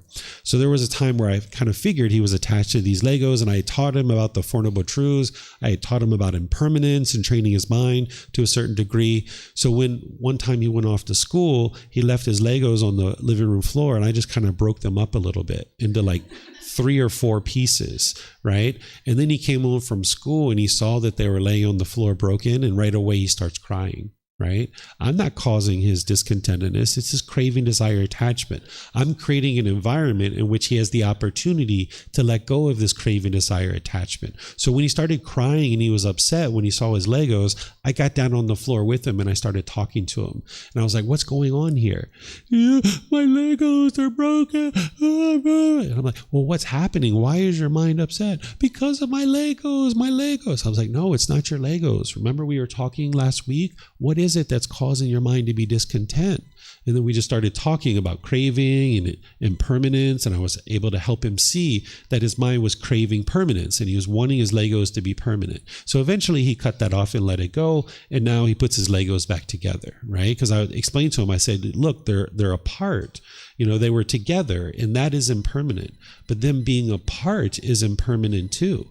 You can put them back together, right? This is all just impermanence. So eventually he put them back together and he felt better, right? So then I waited about 4 or 5 days, and then I did it again. I broke up his Legos, and he comes home. He's like, oh, my Legos, right? And then this time the discontentedness was a lot less. You could see it becoming less. And this is why it's so important to eliminate your attachment to your children, because if you're attached to your children, that's why I taught that topic yesterday about how to eliminate attachment to those closest to you, because as long as your mind's attached, you'll have painful feelings when your child is having painful feelings. But when you get rid of your attachment, you won't have painful feelings. And I knew that this was the best thing I could do for him, right? So the second time he cried a lot less. It was maybe like 30 seconds or a minute, right? So then he put it back together. So then I waited like 3, 4, 5 days, and then I did it again, and I broke open his toys, and I broke it into more pieces. And this time he comes home, he looks at the Legos, he looks at me, he looks at the Legos, he looks at me. He's like, you broke up my Legos, didn't you? I was like, yep, sure did. He's like, all right, I'm just going to put them back together. No crying, no nothing. He just put them back together, right? So this is how you can help a child, by introducing impermanence. The last thing I would be interested in doing is like, oh, Bailan, you just made this Lego thing. Put it on the shelf so that it doesn't get broken and nobody disturbs it, so that it'll be exactly the way it was when you came home. This is just reinforcing the craving for permanence. Instead, you would like to introduce some impermanence into their life and make sure that they're getting comfortable with impermanence more and more. So there's things like maybe he has like a brownie in the refrigerator and he's really wanting to eat this brownie when he comes home. I might take a bite out of it while he's at school and put it back in the refrigerator, right? So when he comes home, he's got some impermanence to deal with, right? And I'm not doing this to be mean or vindictive. Hey, if he's got craving, he's causing his own discontentedness, but he's learning to be able to understand this impermanence and that things around him are impermanent. So now he can train his mind, right? So this is the kind of things that you're going to need to do. And that's why it's important for you to eliminate your attachment to your people that are close to you, so you feel comfortable doing these kinds of things and realize that this is the best thing that you can actually be doing for your family, is helping them to eliminate their craving, desire, attachment. But you're not interested in doing this to somebody, constantly, repetitively, over and over and over again, particularly people who haven't learned the teachings. With my son, I was formally teaching him the teachings from the age of 6. And even before that, his mom was meditating when he was in the womb. And even when he was an infant, we were doing things when he was an infant. When he was playing with his toys at 1 or 2 years old and he would break something, there's that period of time where you see their face getting ready to become discontent. They haven't started crying yet. They're just getting ready to. And we would redirect his mind. We'd be like, did you see that cloud outside? That looks like a really beautiful cloud. Go take a look at that cloud. Let's go over there. And sometimes I would take his hand and I'd walk him over. Or I'm like, did you hear that? Was that a bird outside? You're not lying because you're hearing a bird or you're seeing a squirrel outside, or there's typically clouds outside. You'd be like, hey, let's go look at the clouds. I would like to see the clouds. So where you're sitting there playing with them and you're seeing them getting ready to get discontent, they don't understand the 4 foundations of mindfulness and to cut off and let go at the bodily sensations. But if you do, you can do things for your children where you see them getting ready to get discontent and you can redirect their mind. So we did this all with him all the way through his infancy and his toddler, so that by the time he was 6 years old and I started formally training him, it was really easy for him to be able to train his mind, because we had done all this preliminary work with him when he was in the womb, when he was in infancy and toddler. So by 6 years old, old, he was able to train his mind pretty readily. And now he's a pretty chilled guy. He very rarely ever gets discontent. And when it does, it's very minimal and very insignificant when it happens. So he's not enlightened yet, but he has quite a bit of peace and joy in his life, that his mind's just always peaceful. So there's things that you can be doing where you introduce impermanence in their life, and you can help them with the teachings because you know the teachings. So instead of reinforcing permanence and trying to help their mind to get craving, desire, attachment, do just the opposite, is put their mind in the situation that it doesn't want to be in, right? If they have a certain place where they put their shoes every single day and they put their shoes in that place, every once in a while move their shoes somewhere else so they can't find it. Sometimes he plays his computer at nighttime, and he's playing with his computer, and he's thinking that when I wake up in the morning, I'm going to come down and play my computer. In the nighttime when he's sleeping, I might take his computer and I might put it away somewhere where he can't find it. So when he comes down in the morning, the computer's not there. And if he was craving for it to be there, now he's got this impermanence, right? So these are the kinds of things that you can easily do. And you would like to space this out and do it in a way that it allows their mind to adjust to the impermanence that you're creating. But remember, they're going to have to walk through the fire to appreciate the fresh air on the other side. They're going to have to walk through the fire. So in those situations where he was discontent, he might have gotten angry with me a few times, more than a few times. But after he got over it and his mind got more liberated, he really appreciates it. So he didn't like the methods that Dad was using, but he appreciates the results of what he's experiencing now. Okay, so start early with your children because their mind is less polluted at that time, and it'll be a lot easier for them to be able to train their mind. Create a culture in your family of acquiring wisdom, and that this is something that you would like to kind of cultivate within your family. Like, for example, like say your children ask you a question like, Dad, why are the clouds white? I don't know. Why don't we find out? Let's start looking around. We start looking on the internet, or we look in a book or something like this. So you can cultivate this culture of wisdom where they're interested in cultivating wisdom. When they start asking you questions, if you don't know, just say, I don't know. Right? If you have ego in your mind, you might not be willing to say, I don't know. But saying I don't know is really good for your ego. And it's also really good for your children, because then they'll get comfortable with saying, I don't know. But then don't just leave it there.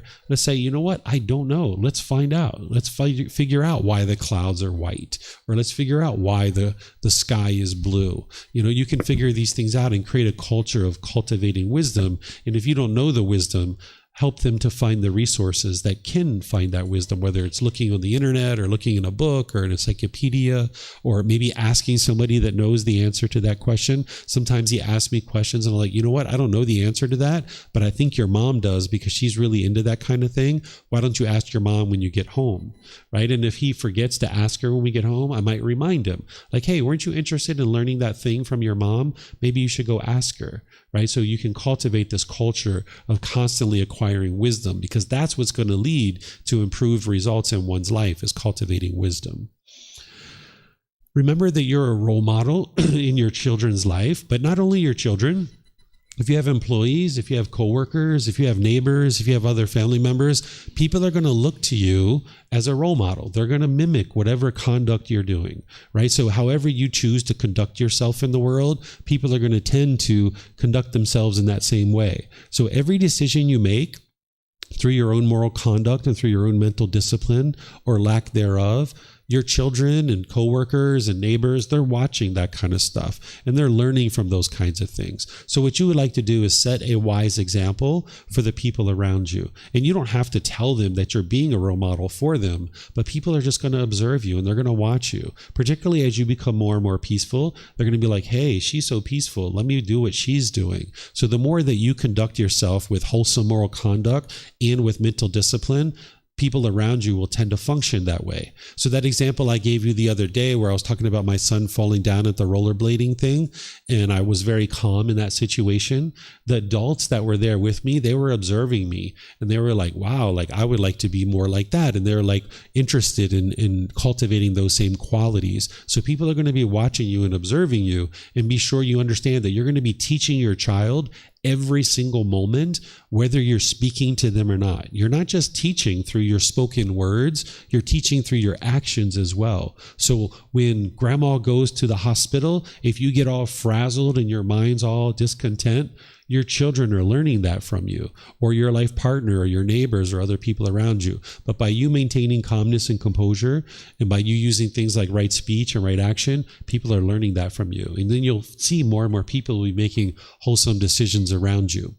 In terms of your children and the people around you, being respectful towards your life partner, your parents, your grandparents, your siblings, elders, people in the community, even exes, this is really important. There was a period of time where me and my wife separated. I think it was 2 different times, and we were spending time with our son individually. I never badmouthed my wife in front of my son. So when we ultimately got back together and decided to keep our relationship going, there was nothing I had to go to my son and say, by the way, all that stuff I told you about your mom, it's not true, right? I never had to do that, because I knew that even if me and my wife never were together again, that he needed to have a good relationship with his mom. And I wasn't interested in gossiping or slandering about her and degrading her. So when you're having exes, or you're having life partners, or you're interacting with your parents, you're teaching your children how to interact with you. So if you are interacting with your parents in a negative and hostile and bitter way, and you're constantly complaining about your parents, you're teaching your children how to interact with you. So when they have children, they're going to be complaining about you to their children. This is your karma coming back to you. This is how it comes back to you. So not only are you a role model, but you would like to show this respect to all the people around you. Because if you're really respectful to your employees will be respectful to you. If you're really respectful to your neighbors, they'll be really respectful to you. Like I start talking many years ago with my students, I would say, yes, sir, yes, ma'am, and things like this. And next thing I know, within a couple of weeks or a couple of months, students were doing that same thing with me.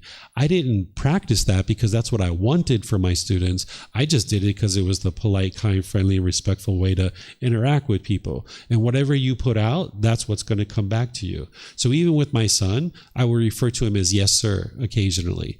And because of that, he actually says it to me sometimes too, right? So whatever you put out, it's going to come back to you. So if you treat the people around you with respect, you'll see that your children will treat you with respect because they're learning from you. Get comfortable with the struggle and allowing it to occur. Your kids are going to struggle, right? They're not preloaded with wisdom, just like you. You've struggled in life, and that's helped you to cultivate certain wisdom. So as they're struggling, you're going to need to allow that struggle to occur. And I gave you some examples on that yesterday with my son where he struggled, and even with that Lego example that I just gave, he struggled through that, and he was challenged with that. But that was really helpful for his mind, and he was able to overcome that. And now when his Legos are broken up, no big deal, right? It's not a big deal. So they're going to need to struggle, and you don't need to feel guilty when you see them struggling, because you're not causing their struggling.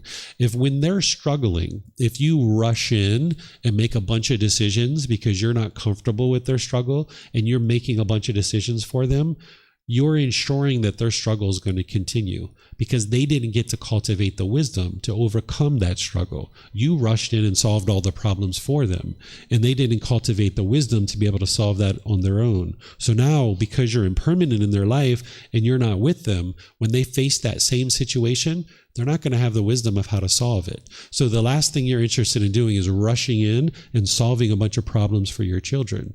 What you would like to do is be there alongside of them and let them know you're here to guide them and you're here to help them. But then as they're making decisions, help them with those decisions and guide them in wise decision making, not forcing them, not controlling them, but helping them to cultivate the wisdom to make those wise decisions and realize that they're going to have missteps, they're going to have struggles, and that's okay. Because when your mind is struggling the most, that's when you're cultivating the most wisdom.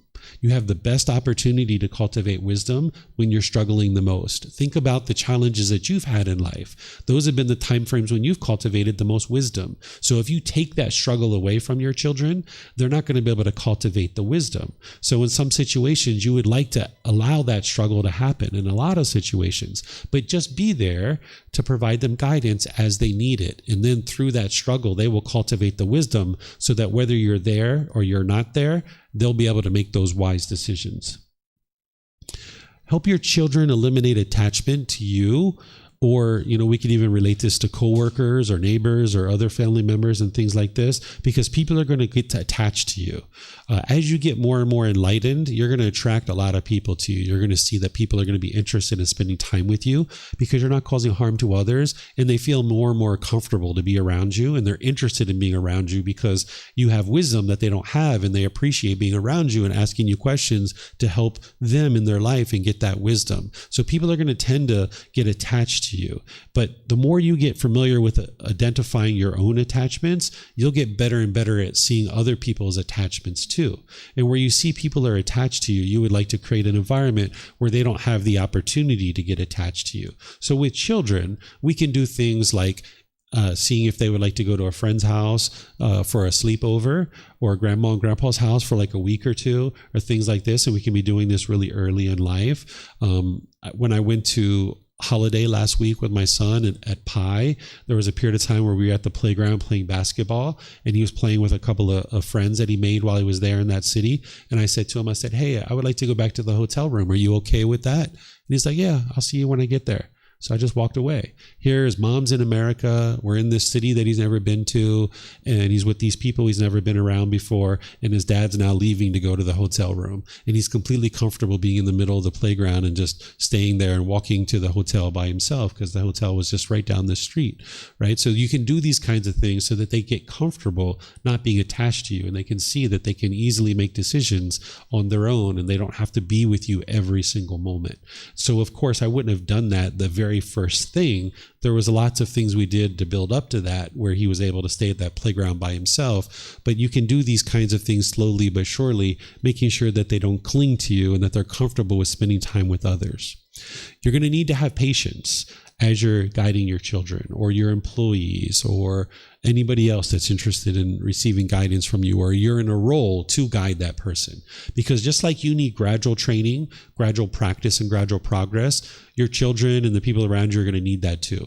There's certain students, adult students of mine, that have asked questions over 14 times, the exact same question. There's this one student that kept asking this question over and over and over again. I started counting, and I lost track at 14. They asked the same exact question 14 times over a period of multiple years.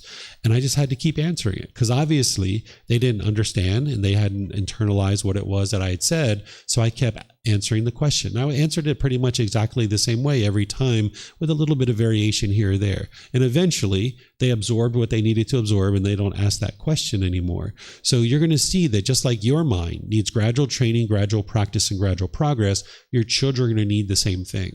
But what you might have is you might have a craving or an expectation that you'll teach your child once and they're supposed to get it. And now when they don't get it, you get frustrated, because now you have to say it again and again and again. I can't even tell you how many times we've talked about lying, right? He's 11 years old. He's made some silly lies here and there, and he just keeps doing it over and over and over again. I mean, more than 100 times we've had discussions about lying, right? So you're going to need to be patient and understand that just like your mind needs this gradual training, gradual practice, and gradual progress, children need the same thing. Be creative and have fun with your children. When I started teaching my son the universal truth of impermanence, I taught it to him in about 3 or 4 minutes in the house. And then I said, hey, you know what we should do? Let's go outside on a scavenger hunt. Let's walk around the village and see if we can find things that are permanent. He's like, all right, Dad, let's go. So like we went outside, and he's 6 years old, and we're walking around the village and looking for things that are permanent. And he couldn't find anything that's permanent. So then I switched it and I said, let's look for things that are impermanent. So he started looking around, and he's like, oh, look at that crack in the sidewalk. That's impermanence. And I'm like, yep, sure is.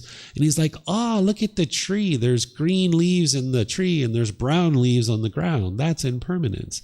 Look at that fence. The paint is fading. That's impermanence. So we had fun. And then we've done this with other things too that he needed to learn, whether it was about concentration or mindfulness. There's little games that you can play with children to help them cultivate concentration and mindfulness. There's games like this. So you can be creative and have fun as you're teaching your children these different things. It's important not to force your children. If you try to force them to meditate or you try to force them to learn the teachings, it's not going to work. So I would typically say to my son, like, hey, would you like to learn something new about the teachings of the Buddha? And if he says yes, then I'll share it with him. If he says no, then it's not the right time to talk. So if you try to force your children to meditate or learn any of these teachings, they're just going to dig their heels in. So it's important that you ask them and invite them. And then when they're interested, then you share with them. It's helpful to start small and then build from there. When my son was 6 years old and I realized I needed to teach him these teachings and it was time for him to start learning, I realized that at 6 years old, I hadn't really actively, formally taught him anything. And I knew that he was going to need to follow me and he was going to need to be able to learn from me. So I decided to do something really small and then build on it. I was sitting on the sofa and he was sitting on the floor next to me and I was watching TV and I realized like, wow, I'm going to have to teach this kid this entire path to enlightenment. And I'm not even sure if he's willing to learn from me or if he's willing to do something in order to follow what it is that I need to teach him. So I saw that the remote control to the TV was next to him.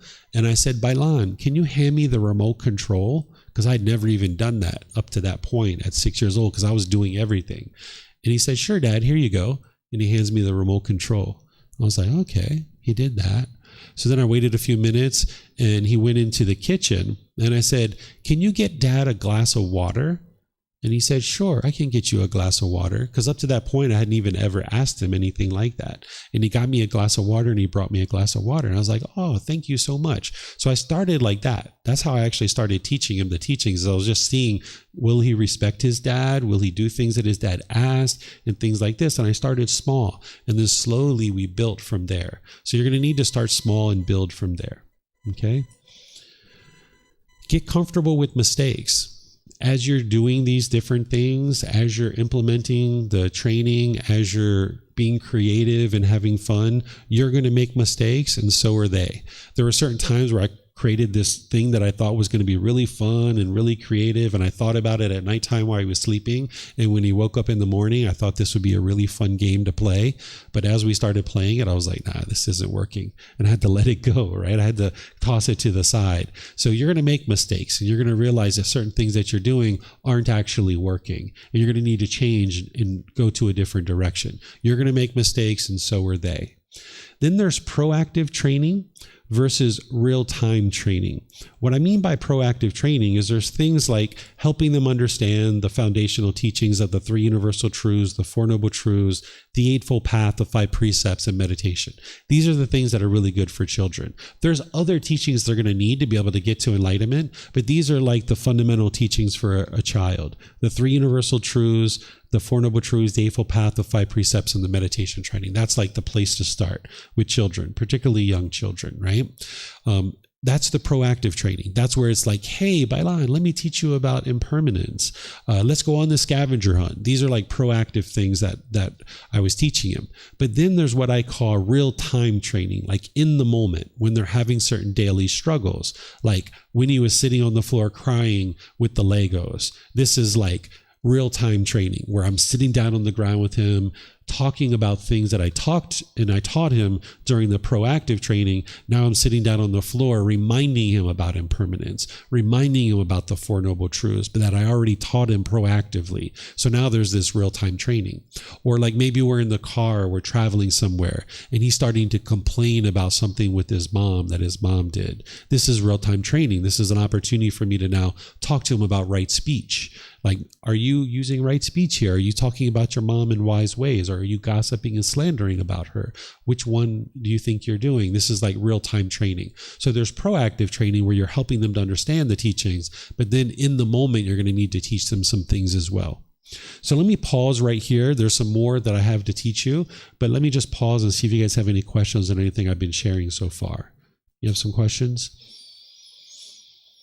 And remember, for those of you guys online, you can ask questions through Facebook, YouTube, or Zoom, putting that in the comment section. Or in Zoom, you can electronically raise your hand and ask any questions that you like. I remember the situation when you put the cups in your house everywhere for your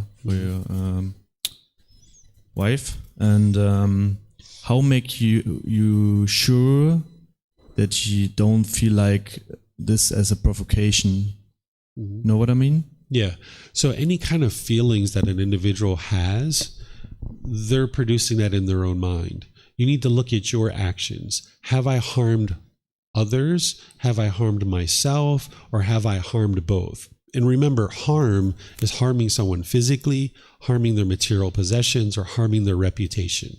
You can harm others, but you can't cause them discontentedness. So by putting cups around the house, have I caused her physical harm? Have I caused harm to her material possessions, or have I caused harm to her reputation? No. So that's where when you understand the natural law of karma, you realize that I haven't caused any harm to anybody here. And there's no harm that's going to come back to me. So when I did that, there was no harm that came to me because of that. And I can see it. It actually produced wholesome results, which is she eliminated a craving, and now this is better for her and better for me. So whether she perceived it as a provocation or whatever, I knew that she knew the teachings well enough that by that point she was already starting to let go of a lot of things. And I just needed to create an environment where she could let go of more things. And I've done these kinds of things readily with her and my son, countless things like this. Because if you're living with a Buddhist teacher, you're going to get to enlightenment, right? It's only a matter of time. If somebody knows how to get to enlightenment and you're living with that person, you're going to get to enlightenment. And this is why the Buddhist students would oftentimes live with him, right? They would live right alongside of him because he would do these kinds of things to be able to help his students to be able to get to enlightenment. Yeah, but for example, in my situation, I'm not enlightened. I'm not a Buddhist teacher, but of course I want to have serious relationship with someone, and I think some of the situation can come like to myself with this person, and if I do the same like you, in my head I think I getting trouble with this person. You know what I mean? Because she maybe doesn't know like the teachings, and yeah. That's why the topic this afternoon is how to select wholesome friends and a life partner, because one of the things you're going to hear me talk about is that in terms of selecting a life partner, I recommend you select someone who's interested in the path, or at the very least interested in doing inner work and realizing that they're a work in progress and that you aren't causing their discontentedness. If you have a partner who doesn't understand the Four Noble Truths, you guys will have difficulties all throughout your relationship, because they're going to be constantly blaming you for their feelings, and you know that you didn't cause these feelings. So one of the almost prerequisites of having a partner is it would be really wise for them to know the Four Noble Truths and be willing to do inner work and realize that they're not a perfect being and they're a work in progress. Because if you have somebody that doesn't know these things, you guys will struggle all the way through. Yep, you have a question? Oh, someone else has one? Leo? Okay. Yeah, but with my family, for example, or our families, they are not on the path, maybe not interested now. How we do it, because it's about relationships, right? And we don't choose to not be with them. So yes. So let's use the example from your life, which is a common one, where somebody's attached to you, wanting you to message them in a certain period of time. Mom's messaging you. She's really wanting to talk to you badly. She's blowing up your phone, and you can see she's attached. By you choosing just to distance the amount of time that you reply to her or you message her, you're not causing her any harm. She's getting angry perhaps, but you're not causing that. And you can slowly help her to realize this. By you choosing not to reply to her and expanding the amount of time that you reply to her, this is the most loving and kind thing you can do for her. And you feeding her craving, or feeding the monster, so to speak, isn't actually helping her. And yeah, she's going to get angry. She's going to get upset. And if you're not attached to her and you realize very clearly that you're not causing her discontentedness, you will have no issues doing the types of things that I'm talking about here. And I'm not saying you rush out and go do these things tomorrow, right? This isn't the priority in your practice, is to do these types of things that help people let go of their craving. This practice is all about your journey and you getting to enlightenment. But part of you getting to enlightenment, as you become more and more wise, you can help other people and create an environment for them to let go of their cravings if they have them. And you need to be able to understand the natural law of karma very clearly. You need to understand some of these other teachings very clearly. That's why the first part of this discussion was cultivating wisdom. You need to acquire wisdom. So right now, if you're feeling uncomfortable with potentially doing some of these kinds of things, that's because of your attachment to that person. And you're maybe fearful of them getting angry, or you're, going to be upset if they're upset. This is just because of your attachment to them. I wasn't attached to my wife or my son when I was doing these kinds of things. So I was completely comfortable with this. And I knew the peace and joy that I was experiencing in my mind. And I was interested in them experiencing the same thing. The last thing I was interested in is leaving them in their suffering. So I knew that this was the means to getting to that peacefulness. So the more that your mind becomes peaceful and you see the peace and the quality of that peace and joy, and you know that it's these kinds of things that are going to help your family get to that, you will realize that this is the most loving and kind thing that you could ever do. Where you guys might look at me taking a bite out of a brownie and putting it in a refrigerator as like, oh my God, that's so horrible. How could you do that? Well, that's because you're attached and you're seeing that, gosh, I don't want this person to be angry, but them being angry is because of their craving, and them letting go of their craving so that they are no longer angry is the best thing that you could do for them.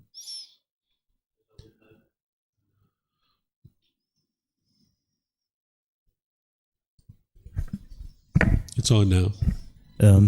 If I would like to, or my brothers would like to play football, for example, with me, and I think, they have a craving to play football.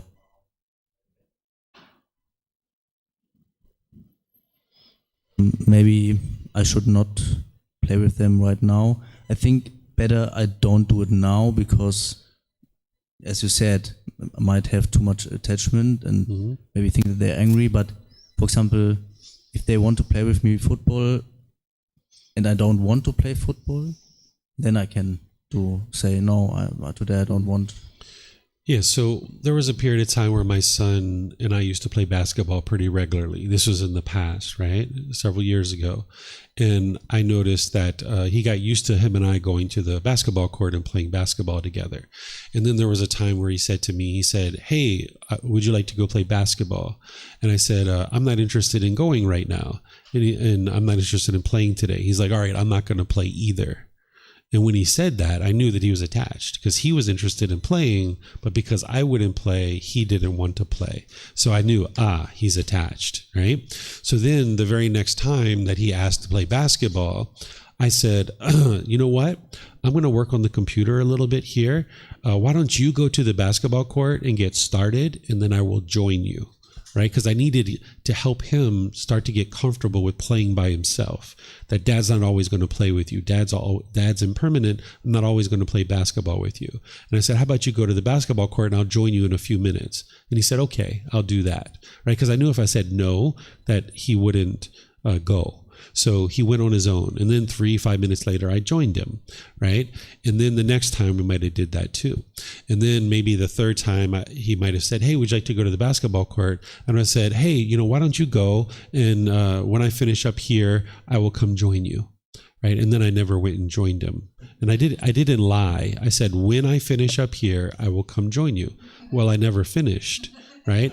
And then like 30 minutes later, 45 minutes later, he came back and he didn't say anything. He didn't say like, why didn't you join me? I was waiting for you. He didn't do that. So I knew that he wasn't attached to me playing basketball. He had let it go. And then there were some time frames where he was interested in playing. And then he would say, would you like to go play? And I'd say, no, I'm not interested in going to play. And he would say, okay, I'm going to go play myself.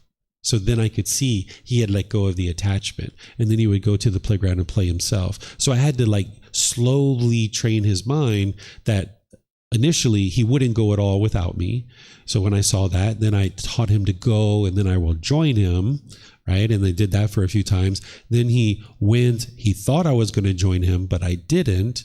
And then ultimately he got to the point where he would just go by himself. So this was like the slow incremental change that his mind needed. So you can do those kinds of things with the people around you. But again, this isn't your first priority on the path to enlightenment. Your first priority is to eliminate your own cravings, desires, attachments. But when you start practicing more and more closely, and you see the people around you are discontent and they're attached to you, or they're attached to things around you, you can do things like this to be able to help them. And this is the most loving and kind thing that you can do. But initially, you're just getting your arms around your own practice and getting your arms around your own Eightfold Path and your own meditation and your own things like this. So don't focus on this stuff initially, but this is the kind of stuff that you can do. Okay, I see. It seems that after 3-4 times, not deleting completely attachment, but it's quite fast. Everybody is different, right? But is it that? Can it be that fast with progress, or? Yeah, everybody is a little bit different, but because I worked with him when he was an infant and a toddler, cutting off his discontentedness, and he started learning when he was 6 years old, and I've done so many things, he was able to let go of a lot of his attachments pretty easily. Some of them is just 1 or 2 times. He can let them go really easily because he's young, his mind isn't that polluted. He had the benefit of when he was an infant and a toddler, his parents were helping him cut off his discontentedness. So this is one of the reasons why he can do these kinds of things. But an adult isn't going to necessarily do that so frequently. And that's why my wife, with those cups, it was just one time that I needed to do that with her. And she was able to let it go because by that point, she had been training her mind quite a bit and she was able to let that go. And it was a smaller attachment, where with her attachment to her son, I had to do a whole lot of things to help her eliminate that attachment. It took me 5 years to help her get to the point where she's eliminating that attachment. You're welcome. Yes, sir. Oh, you have a question? Nothing. My question is what to do when you see 2 people arguing. So an example is my son comes with, we usually have a peaceful relationship at home, but sometimes he comes with a discontentedness, like, oh, I don't have any muscle in my body. I feel so bad.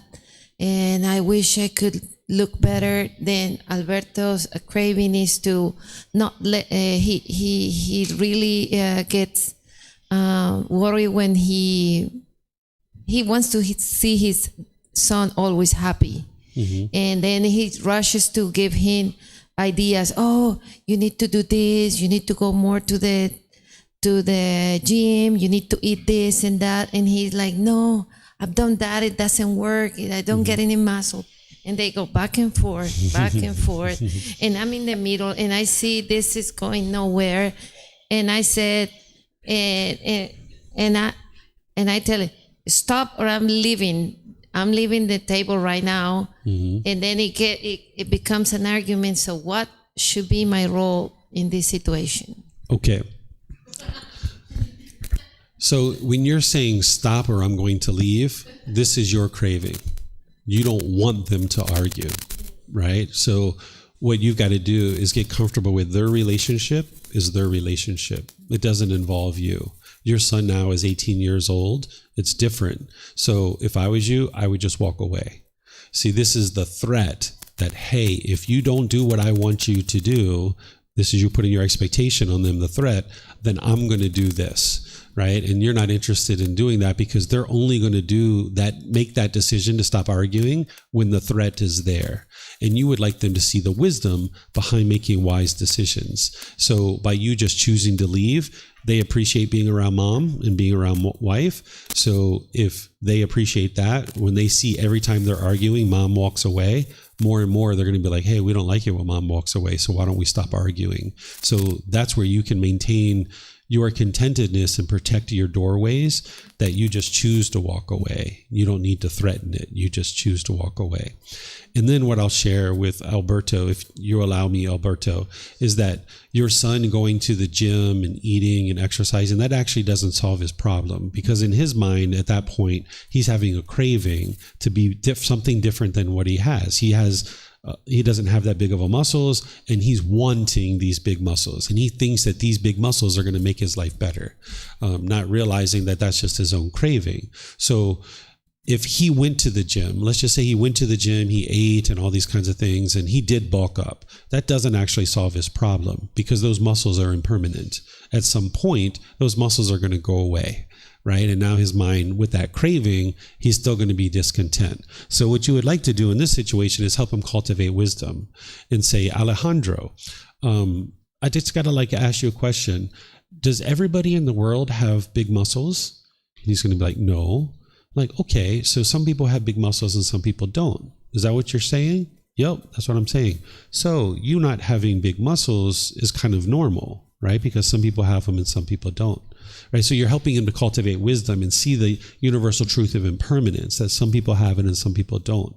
And this is what he's going to help him eliminate his craving, is to cultivate wisdom. Sending him to the gym or eating or bulking up, that actually isn't going to solve the problem, because he's got to let go of the craving in his mind. And in order to do that, he's got to first see impermanence, and he's got to understand impermanence, that not everybody has big muscles, and that's okay. That doesn't mean that there's anything wrong. So by helping him cultivate wisdom, asking really well-developed questions that lead him to that wisdom, that's what's going to help him, not the go to the gym, bulk up, and these kinds of things. And you can just walk away. Because their relationship is their relationship, and it's going to be whatever it is. And it's like getting in the middle between two cats and dogs, right? Like if you get in the middle, you're going to get scratched and people are going to bite you. The dogs are going to bite you, and you're not interested in spraying water on them, right? So just go away. Just, they're going to fight. They're going to fight. Let them deal with it. And then you maintain your contentedness. Mm-hmm. So when I think about, not that I'm a father, I don't have any kids, but when I think about, like a family that's nurturing, for growth, that's perhaps a quote unquote ideal environment for a child to, grow, learn, and, reach their potential, blah, blah, blah, that kind of stuff. I think a lot about like safety and stability, right? Like certain core memories or such that are maybe foundations of examples where it's like, hey, the world is a safe place. Hey, things, do have some kind of, stability, not forever, but where I left my Legos, right, that they'll be safe. Like, so as I'm hearing about you kind of creating a bit of instability, creating a bit of the, uncertainty, mm-hmm. My mind goes to, well, wait, like, is there a certain number of years where maybe a child needs to know and to be able to trust, right, that things are stable, consistent, that there's some certainty that, like my dad is not messing with me, isn't there a bit of that where, up to a certain age, like, okay, the world is a safe place, things are secure, I can, trust things, and then maybe we'll explore. But so I guess I'm trying to wrestle with that and just, I don't know what you have to say to that. Yeah, there is a certain age, and it was 6 years old, right? For those 6 years, he got to go biking with dad. He got to do all these different things with dad. We would go down the street and take a nice walk, holding hands, going to the playground and all these kinds of things. And then at age 6, it was time to start training and helping him, right? And then the world is not a safe place. There's things out there that will harm, that you will experience harm if you're causing harm. So the last thing you're interested in doing is promoting this false view that you can go out in this world and it's just a big playground and that everything's safe. That no, it's your decisions are going to lead to certain results. And if you make wise decisions, it'll lead to wholesome results. And if you make unwise decisions, it'll lead to unwholesome results. So you're not promoting the view that the world is an unsafe place. You're promoting the view that based on your decisions, you're going to experience some results, either wholesome or unwholesome. And this is really helpful because if you promote the idea that the world's a safe place and they go out into the world thinking that it's a Candyland in Disney World and I can do anything and everything's going to be safe for me, this is the delusion. This is the ignorance. So he's learned that, there are harmful things that happen in the world, but those harmful things are happening based on unwise decisions. And the very best thing that can protect you is your wisdom and making wise decisions that lead to wholesome results. And for me, it was age 6 where I was like, all right, now he needs some formal training because we've already been doing these things with him for a period of time that he wasn't aware of that we were doing. But now let's make sure he's consciously aware of these types of things. Because at age 6, one of the things that I noticed is that he was starting to have a turbulent relationship with his mom, that they were talking bad to each other and they would have difficulties because of their attachment. He would get angry with her and she would get angry with him, and they would argue like what you're experiencing. They would argue back and forth with each other. And here I am looking at them arguing like, this isn't the kind of family that I'm interested in having. So let me figure out how I can help him. Let me figure out how I can help her. And then together they can get rid of this attachment, and then they can get to this more peace and more joy. Now there's no arguing in our family at all. There's just peace and love and joy and all these kinds of things. But if I were to promote the view that the world's a safe place and try to keep things permanent in the home, when he goes out into the world and he sees that things aren't that way, now he doesn't have the wisdom of how to deal with the world. So then, given that there is impermanence and that the world is messy, for lack of a better term, and not like perfectly safe, sunshine, rainbows, is there something then that a child can, kind of hang on to internally, perhaps, whether it's like Buddha's teachings or, like understanding the true nature, of the world? Is there something that, kind of anchors a child, and this is kind of coming from a, if a child thinks everything is just in flux and chaotic, that can be a cause of a lot of anxiety, no? It's only going to be a cause of anxiety if there's a craving for permanence, right? If they have a craving for permanence and they see constant change and they don't understand the universal truth of impermanence and they have a craving for permanence, they'll have anxiety.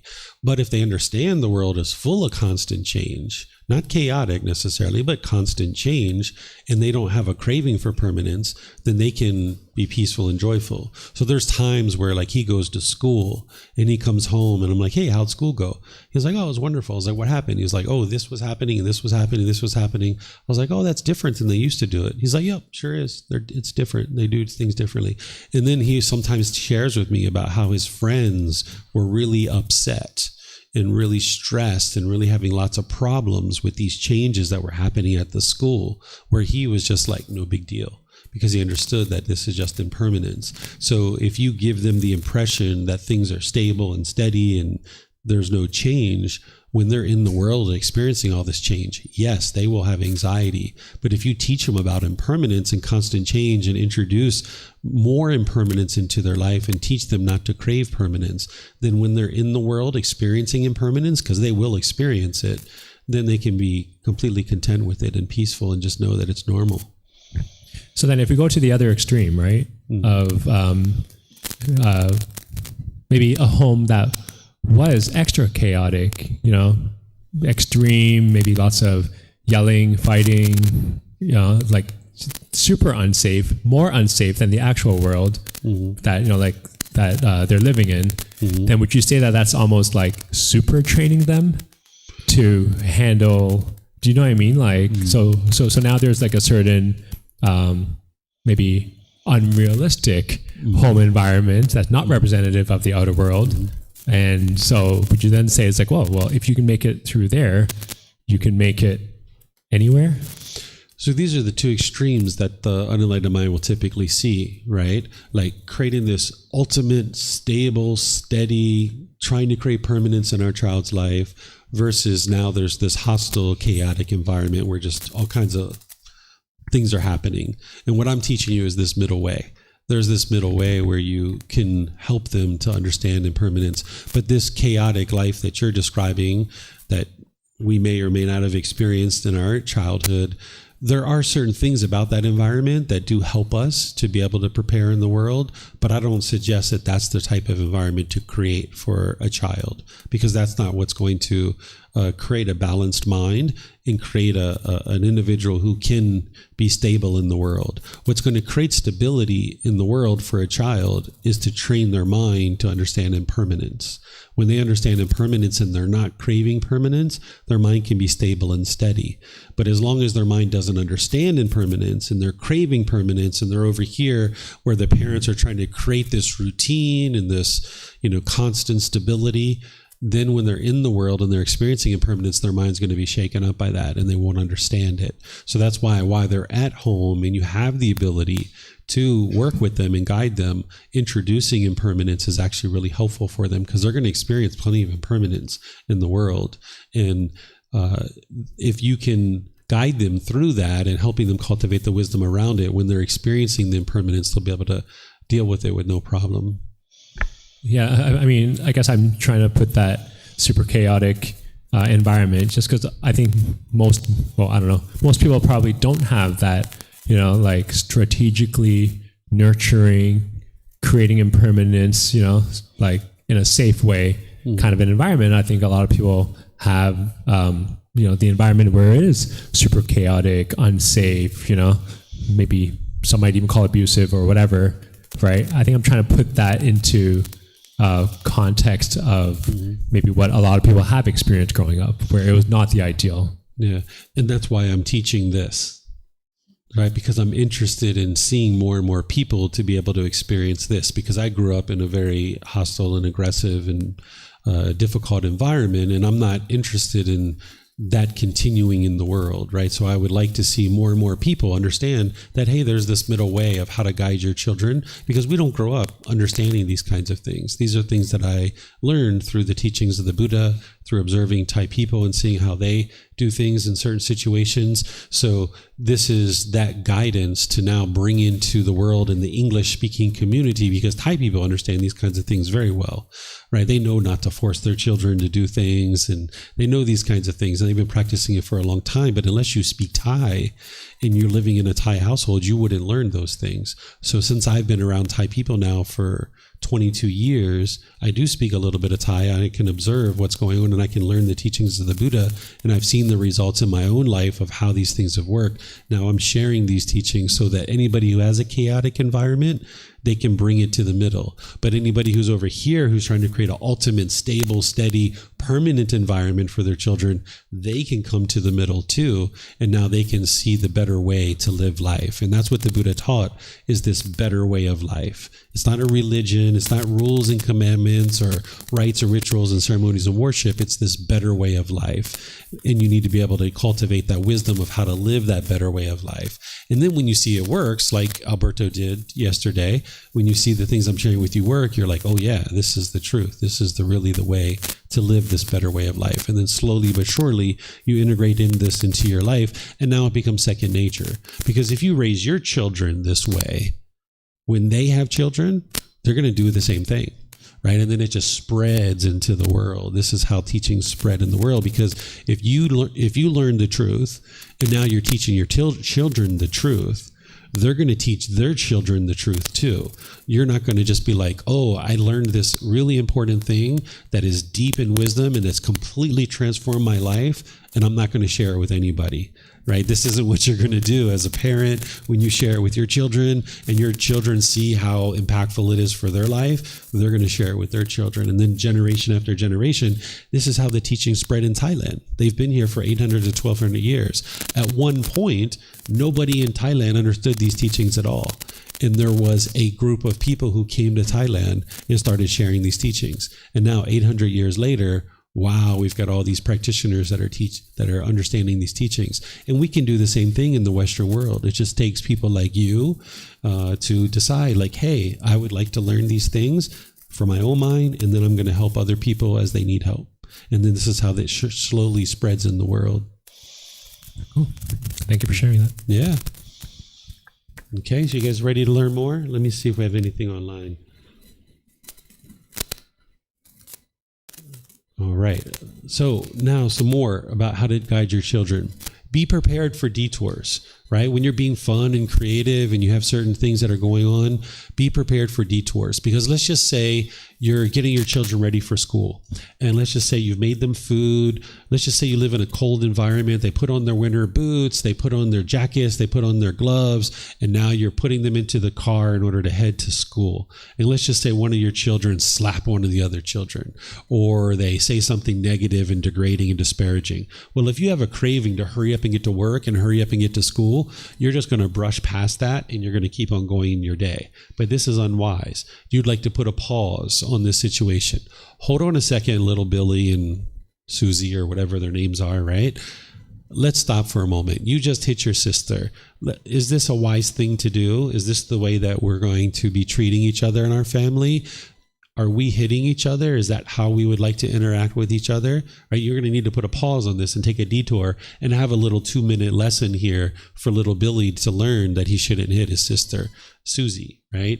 But if you have a craving to go and hurry up and get to school, you're going to overlook that and you're going to miss the opportunity to share a teaching that's going to help them. And then guess what? The next day, Billy's going to hit Susie again and again and again and again. It's just going to keep going over and over and over again. And you're trying to break this cycle by helping little Billy to gain some wisdom that it's unwise to hit your sister. And here's the reason why, because you're creating this unwholesome consequence or this unwholesome result. So be prepared for detours, because every moment is a teachable moment. Where you see your child struggling or you're seeing they're having difficulties, use it as an opportunity to teach them.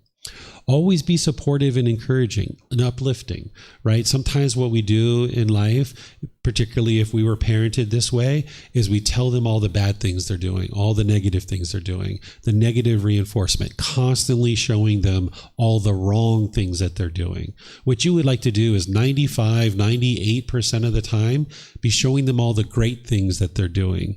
And not by like making a big hoopla out of it, right? But by just complimenting them for the things that they're doing. Usually my son at home, when he's playing PlayStation, he's got the volume up really loud and it's like boom, boom, boom, boom, boom, right? Well, last night he was getting ready to play and he started playing just for like 2 or 3 seconds. And he turned to me and he said, "Dad, is this too loud? Is this a decent volume for you?"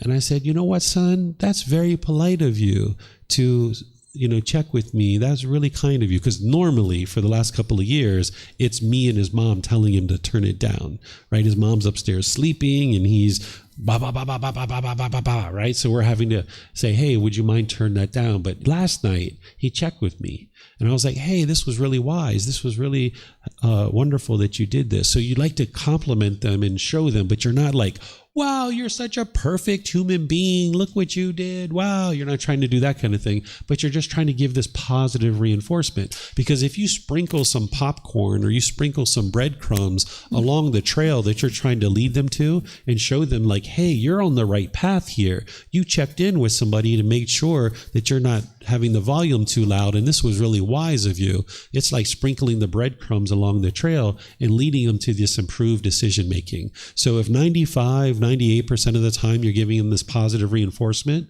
every once in a while, when you need to sit down and talk to them about something that they've done, quote unquote, unwise or wrong or bad or something like this, it won't feel so detrimental to them because you've been so positive and so supportive and so uplifting. When you need to talk about those really hard topics, they're going to be more willing to talk to you about it. Whereas if 98% of the time you're negative and degrading and diminishing and, downing them, you're not going to be able to guide this child very easily because they're used to this constant negative bombardment from you. So be positive and encouraging and uplifting with them. Focus on improved decision making, not disparaging them as an individual. So whenever my son has done something unwise, we talk about how his decisions are unwise. I don't talk about him being stupid or an idiot or you are wrong, right? It's more like, hey, I think your decision here could be a bit wiser. Right? I think that what you're deciding to do here isn't the best decision. Let's talk about this a bit. We're always talking about his improved decision making rather than him as a person. So we're not degrading him as a person or diminishing him as a person. We're talking about his decision making and how that needs to be improved and how that needs to become wiser. Him as an individual, as a person, we love him unconditionally, no matter what he does. We just love him as the way he is. But let's talk about these decisions that you're making. These need to be improved, and let's discuss those. So discuss the improved decision making, not disparaging them as an individual. You're going to need to eliminate any anger or aggression you have towards your children. If you're noticing you're angry and you're trying to rush in there, and whether it's your children or your employees or your parents or your neighbors, you're not interested in doing that, right? Sometimes we've been hit as children, we've been abused or maybe, spanked or what have you, and that was the discipline that we got as a child. This doesn't work. It just promotes fear in your child's mind. At the age of 8, I was being hit all through my childhood, but at the age of 8, I told myself if I ever have children, I will never hit them whatsoever. And no matter what he's ever done in his life, I've never raised my hand at him ever. I've never even had that feeling or that inclination to do it because I know it's only going to promote fear in his mind because I know what I experienced as a kid growing up. So hitting and fearing your children into doing things isn't actually going to work. So if you have anger, aggression, or hostility in your own mind, that's not the proper time to talk. That's why the Eightfold Path is so important, and to understand the 5 factors of well-spoken speech, that you're not interested in going in and trying to teach your child a lesson if you're angry and you're hostile and you're bitter, because there's some craving that has arisen in your mind. It's producing this anger, and this isn't the proper time to talk. So wait until you calm down. Even if that's a couple of hours or a couple of days, then go talk when your mind's calm, and that's what you would like to be able to do. There's a difference between firm speech and harsh speech, right? The Buddha teaches you not to have harsh speech.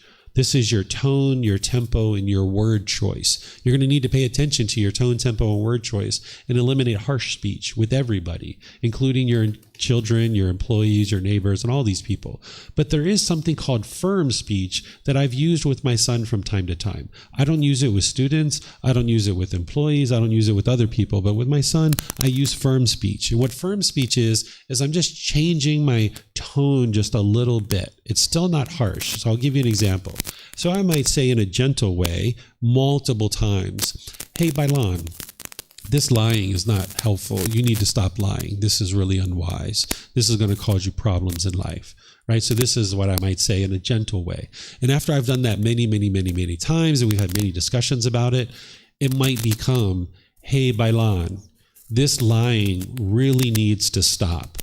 You're lying and you're going to have these negative consequences, and you're not going to be able to have a good life if you're constantly lying," right? So just a little bit firmed up. I'm not yelling, I'm not hollering, I'm just firming it up and looking him straight in the eyes so he knows how important this is. So you can do this from time to time with your children, but you're not interested in relying on that.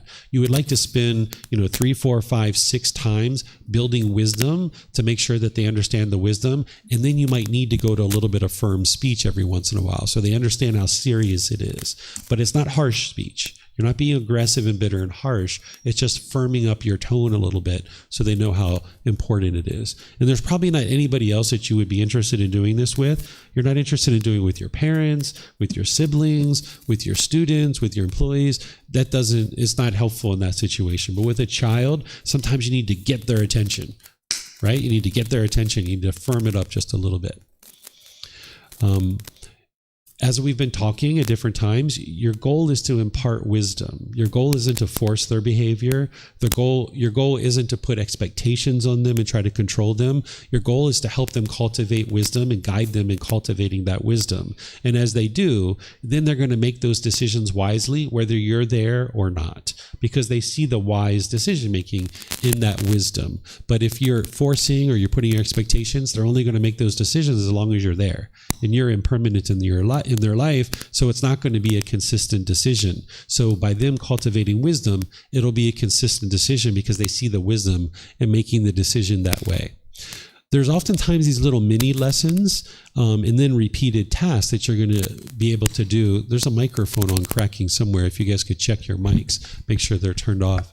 There's these little mini lessons that you might decide to do because, you guys, you're sitting down in the temple and we're learning from 9 a.m. to 3 p.m. And as adults, you guys can sit down and do that in this long intellectual learning. But with a child, you can't really do that with them. They're going to need these little mini lessons. So there's many times where I taught my son where we're just maybe driving down the street in a car, we're walking down the street, and it's a little 15-second lesson here and a 30-second lesson here. And he's learned a lot that way. So you can implement these little lessons into their life little by little like that. So sometimes when we were learning about impermanence and he was learning about impermanence, we'd be driving down the street. And I know this might sound a little bit horrific to you guys, but this is part of the teaching, is there might be a dead animal on the side of the road. And he would see the dead animal and he's like, oh my goodness, there's a dead dog on the side of the road. And I would say, oh yeah, there is. Why is that? He's like, well, they're dead. And I was like, yeah, what is that? What is it from the teachings of the Buddha that help you understand that? And he's like, oh, they're impermanent. And I'm like, yep, that's exactly why they died. Because they were born, they have to die, they're impermanent. And now we're off, we're continuing to go to the mall, right? There's just this little 15-second, 30-second thing, right? Or maybe the sunshine's coming out and the sun's blaring into the car through the window. And then all of a sudden the clouds come in and block the sun. And he's like, whoa, what happened? What is that? And I was like, I don't know. What explains that? What explains that once it was sunny and now it's cloudy? What is that in the teachings of the Buddha that explain that? And then he's like, oh, impermanence. Oh, I see. Right. So you can use these little mini lessons like this. Okay. Then in terms of like repeating tasks, I'll share this one with you. One time I knew that he was attached to Sprite. Right. There was this drink, the Sprite, the soda that he was attached to. I knew he was attached to it. So we used to pick him up at school. In this one school that he was at, it was a 45-minute drive home. So we tended to bring him food and meet him at school with this food. So I had this Sprite waiting for him and I had his food waiting for him. And he got into the car and he was getting ready to drink his Sprite. And I said, hey, can I have a drink? Can I have a sip? Right? Because I'm interested in him letting it go and practicing generosity. And he said, here you go. You can have a sip. So then I take the Sprite to him from him and I put it up to my lips. And I haven't even drank it yet. And I wasn't even interested in drinking it. I was just interested to see if he would share it. I wasn't even planning to drink it. I just put it up to my lips. And right away he's like, gosh, you're drinking so much. Why are you drinking so much? He got really discontent. He got really angry at me. And I was like, oh, you don't want me drinking this? He's like, you're drinking so much. You said you were going to take a sip. You didn't say you were going to drink that much. And I actually hadn't even drank any at all. I just put it up to my lips. And I was like, oh, okay. Well, since you want this to be yours and you're not willing to share it, you know what? I'm going to give it to mommy. When we get home, I'm going to give it to mommy. So I put it in my cup holder, and we were in the parking lot at this point, and I put it in my cup holder, and I said, I'm going to give it to mommy. And of course, he got really angry. He started turning red. He started yelling. He was even spitting. This was the maddest I've ever seen him get. He got so mad about this Sprite. And we were actually on our way to soccer practice. And I said, you know what? I don't think your mind's in a good condition to go to soccer practice. So why don't we just go home? Even though his mom had paid for this is the detour. We took a detour. We didn't go to soccer practice. We went home, right? And over the ride home, he got calm. And then when we got home, we talked about it and we discussed it. And he understood that he was having a craving and he needed to let this go and that it was unwise for him to do this. And dad had bought him many Sprites and he should be willing to share and these kinds of things, right?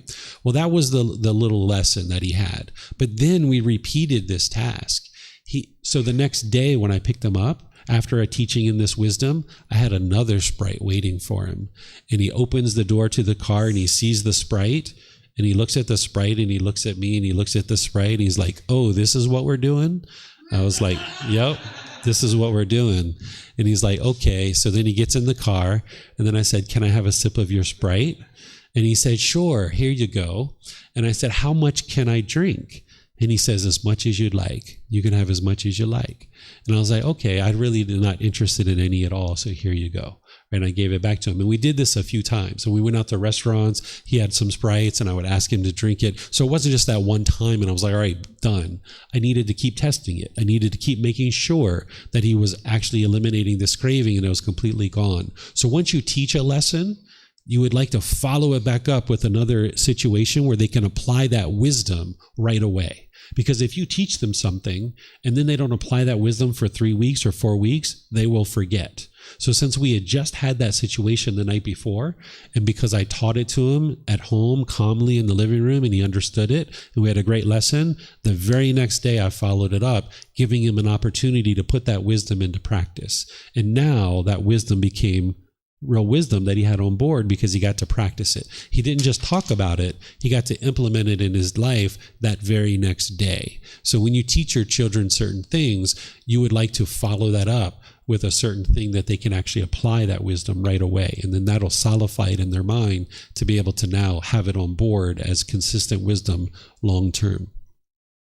Use the Eightfold Path as your guide. This provides the complete, perfect plan to help you. So if you're guiding your children about how to speak to their mom or their siblings or their teachers or things like this, teach them the right speech. Teach them those things. So there's times where he would be speaking with his mom and I would walk in and it looks like they're about to argue and they're not quite arguing yet, but it looks like it's headed in that direction. And I would step in and I would say, hey, pause. Let's pause this for a second, Bailan. Let's stop for a second. What you just said to your mom, was that the 5 factors of well-spoken speech? And he's like, I don't know. And I was like, okay, well, let's go through the 5 factors. Did you speak at the right time? He's like, yeah. She's willing to talk to me. I was like, was it true? Yeah, it was true. And I was like, was it gentle? Maybe not, Dad. Maybe it wasn't gentle. And I was like, okay, was it beneficial? He's like, no. Was it with the mind of loving kindness? He's like, no, I was kind of angry when I was talking to her. I was like, all right, perfect. So now, why don't you do it again? And now you can be more gentle, beneficial, and more with the mind of loving kindness. So I was like, all right, action, back. And we kind of like laugh and joke, right? We're playing around and then he's like trying to put together the words because he's essentially rewiring his mind to no longer be bitter and harsh and hostile with his mom. He's learning to be loving and kind. And then sometimes he would do it again and I'll be like, that wasn't quite loving enough. It was gentle and it was beneficial, but I didn't hear the loving kindness in there. Let's do this a third time. Let's get the loving kindness to come out. And I would pretend like I'm a director of a movie, right? And then like mom's laughing and he's laughing and we're having a good time. And now he's like, all right. So now he'll start practicing to be a little bit more loving. So you can do these kinds of things where you use the Eightfold Path and they learn the Eightfold Path, they know the Eightfold Path, and then you can step in and give them that real-time training to show them and have fun with it. Be creative with it, right?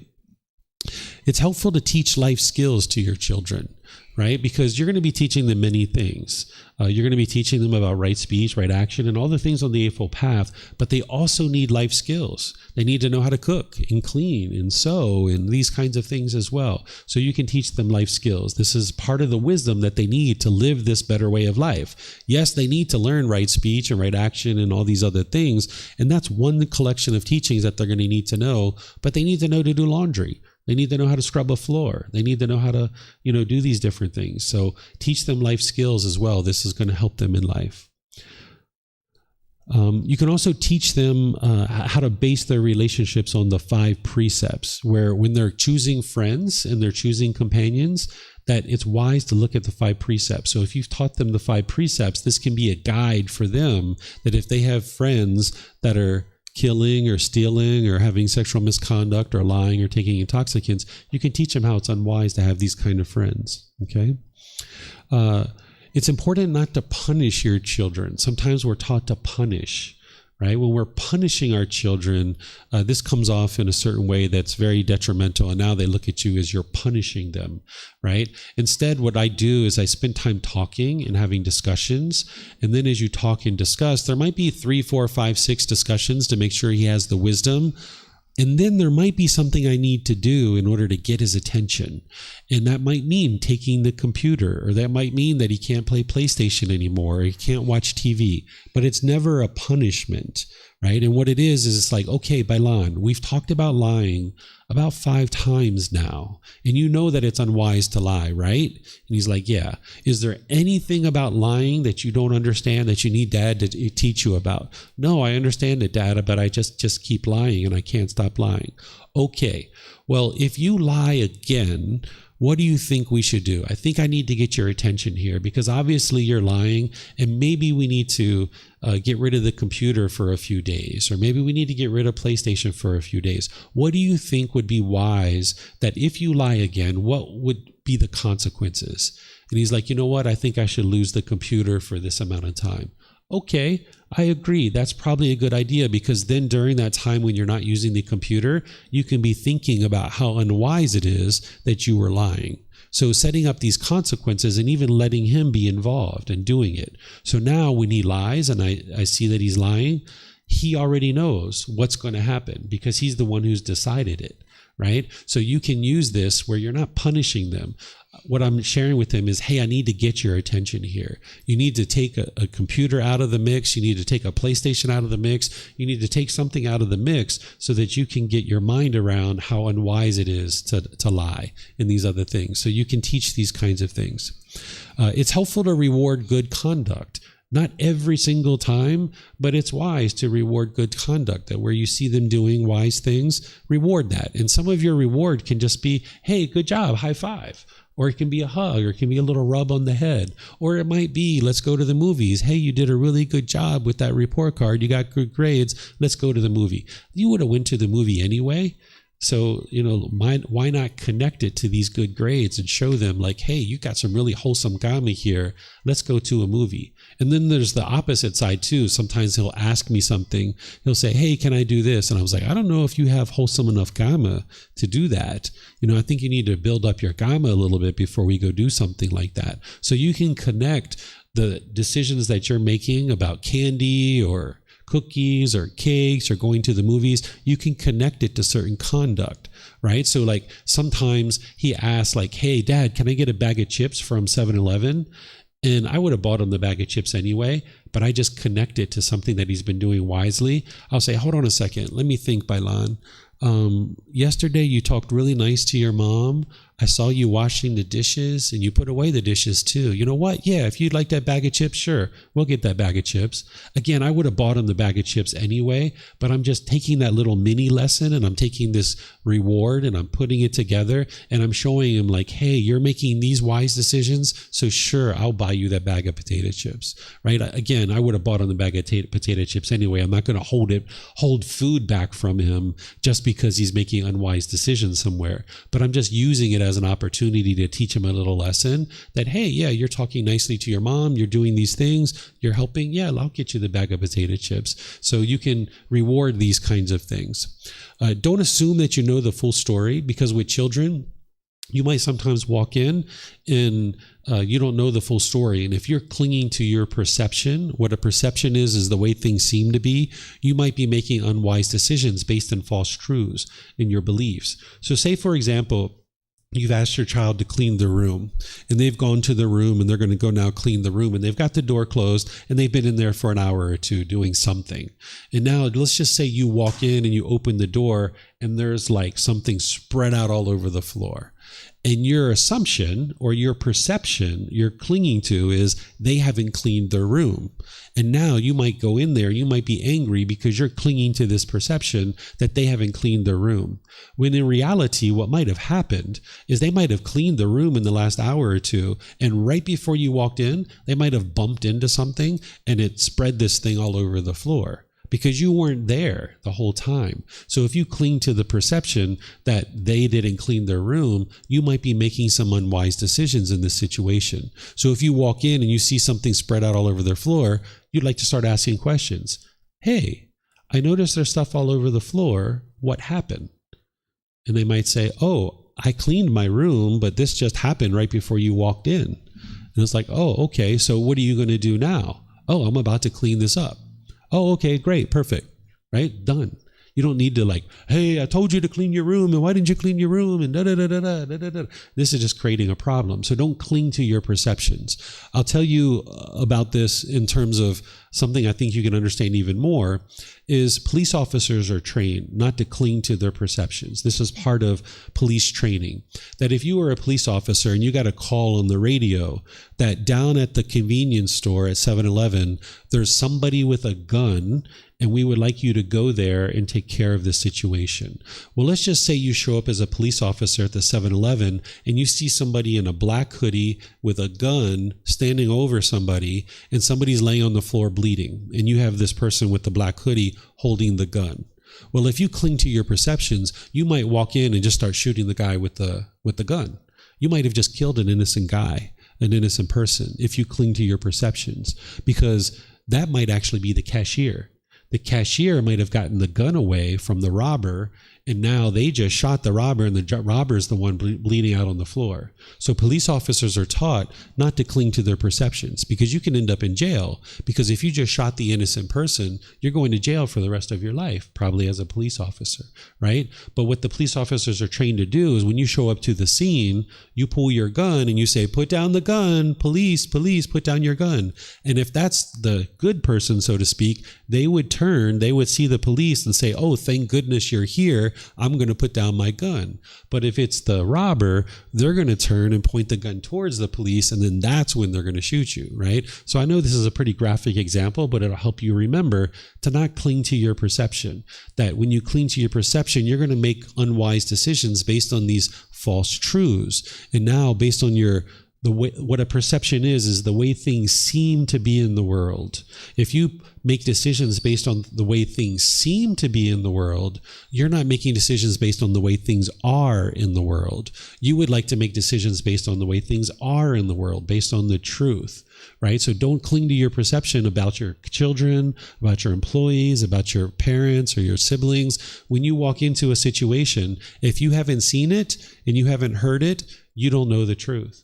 Because you didn't see it and you didn't hear it, right? All you did is walked into your child's room and you just see that there's stuff on the floor. You have no idea how it got there, right? So you didn't see it, you didn't hear it, so therefore you've got to ask questions so that you don't cling to your perceptions. So you should do this in all parts of your life, not just with your children, but in other situations that if you didn't see it and you didn't hear it, you don't know the truth yet. So ask questions to be able to ensure you're not clinging to your perceptions.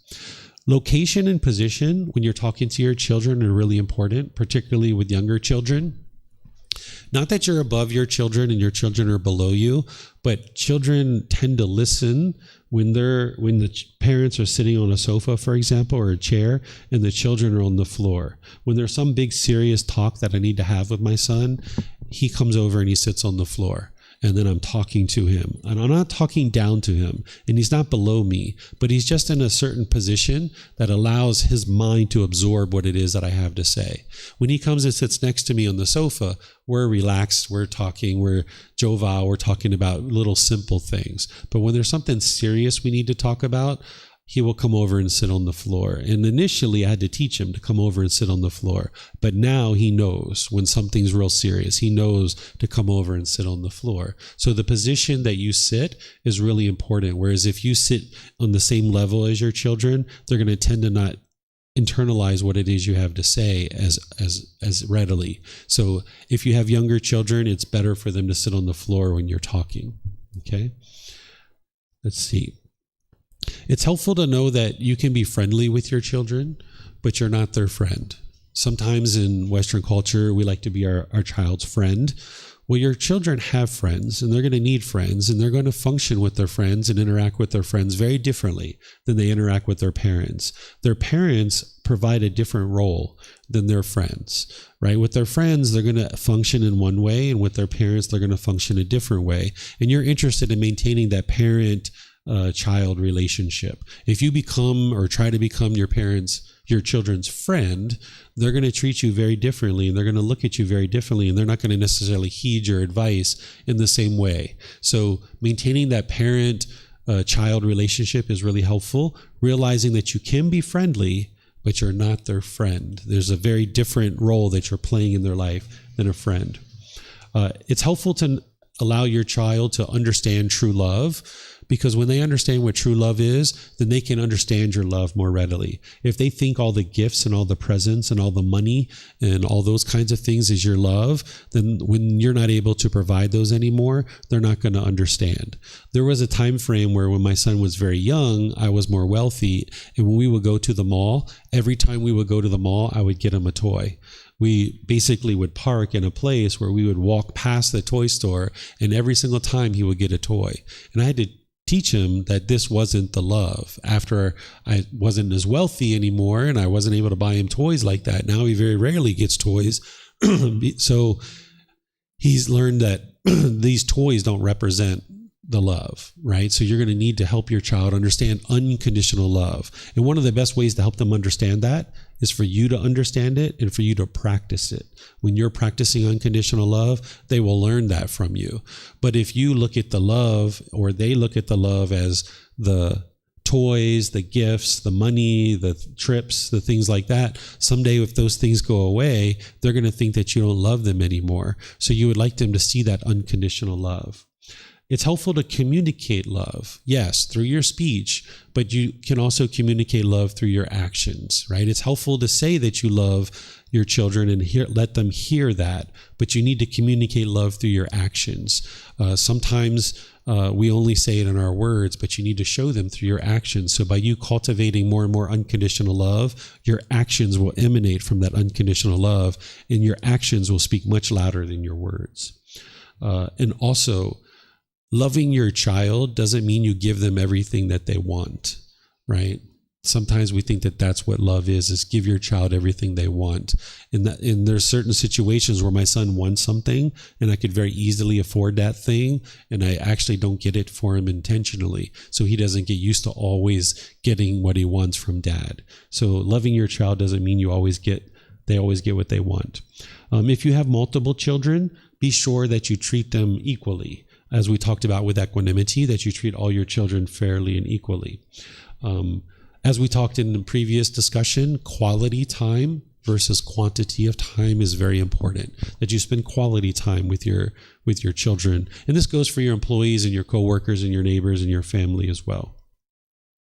If you have shared custody, and this is the last thing I think with this topic, if you have shared custody with an ex-partner, if you're practicing the teachings and you're training your children to understand these teachings, but now they go to your partner's home for the weekend or for a week or so or what have you, and that person isn't practicing the teachings, what you're going to notice is when they come back, they're not going to be practicing the teachings as closely, because when they were with you, they were learning right speech and right action, and they were learning loving kindness and compassion and non-attachment and all these other things. But then when they go to your partner's place, they're not learning those things, and they might be indulging in their cravings, and they might be arguing and fighting and doing all these kinds of things.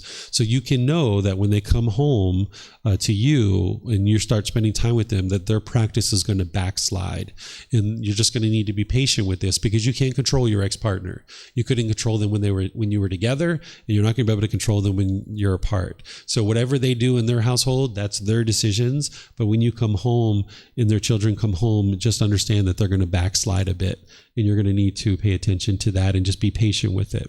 And along those lines is your children are going to be influenced by other people. When they go to school, if they have friends or they're in an environment where there's lots of ego, your children are going to come home with ego.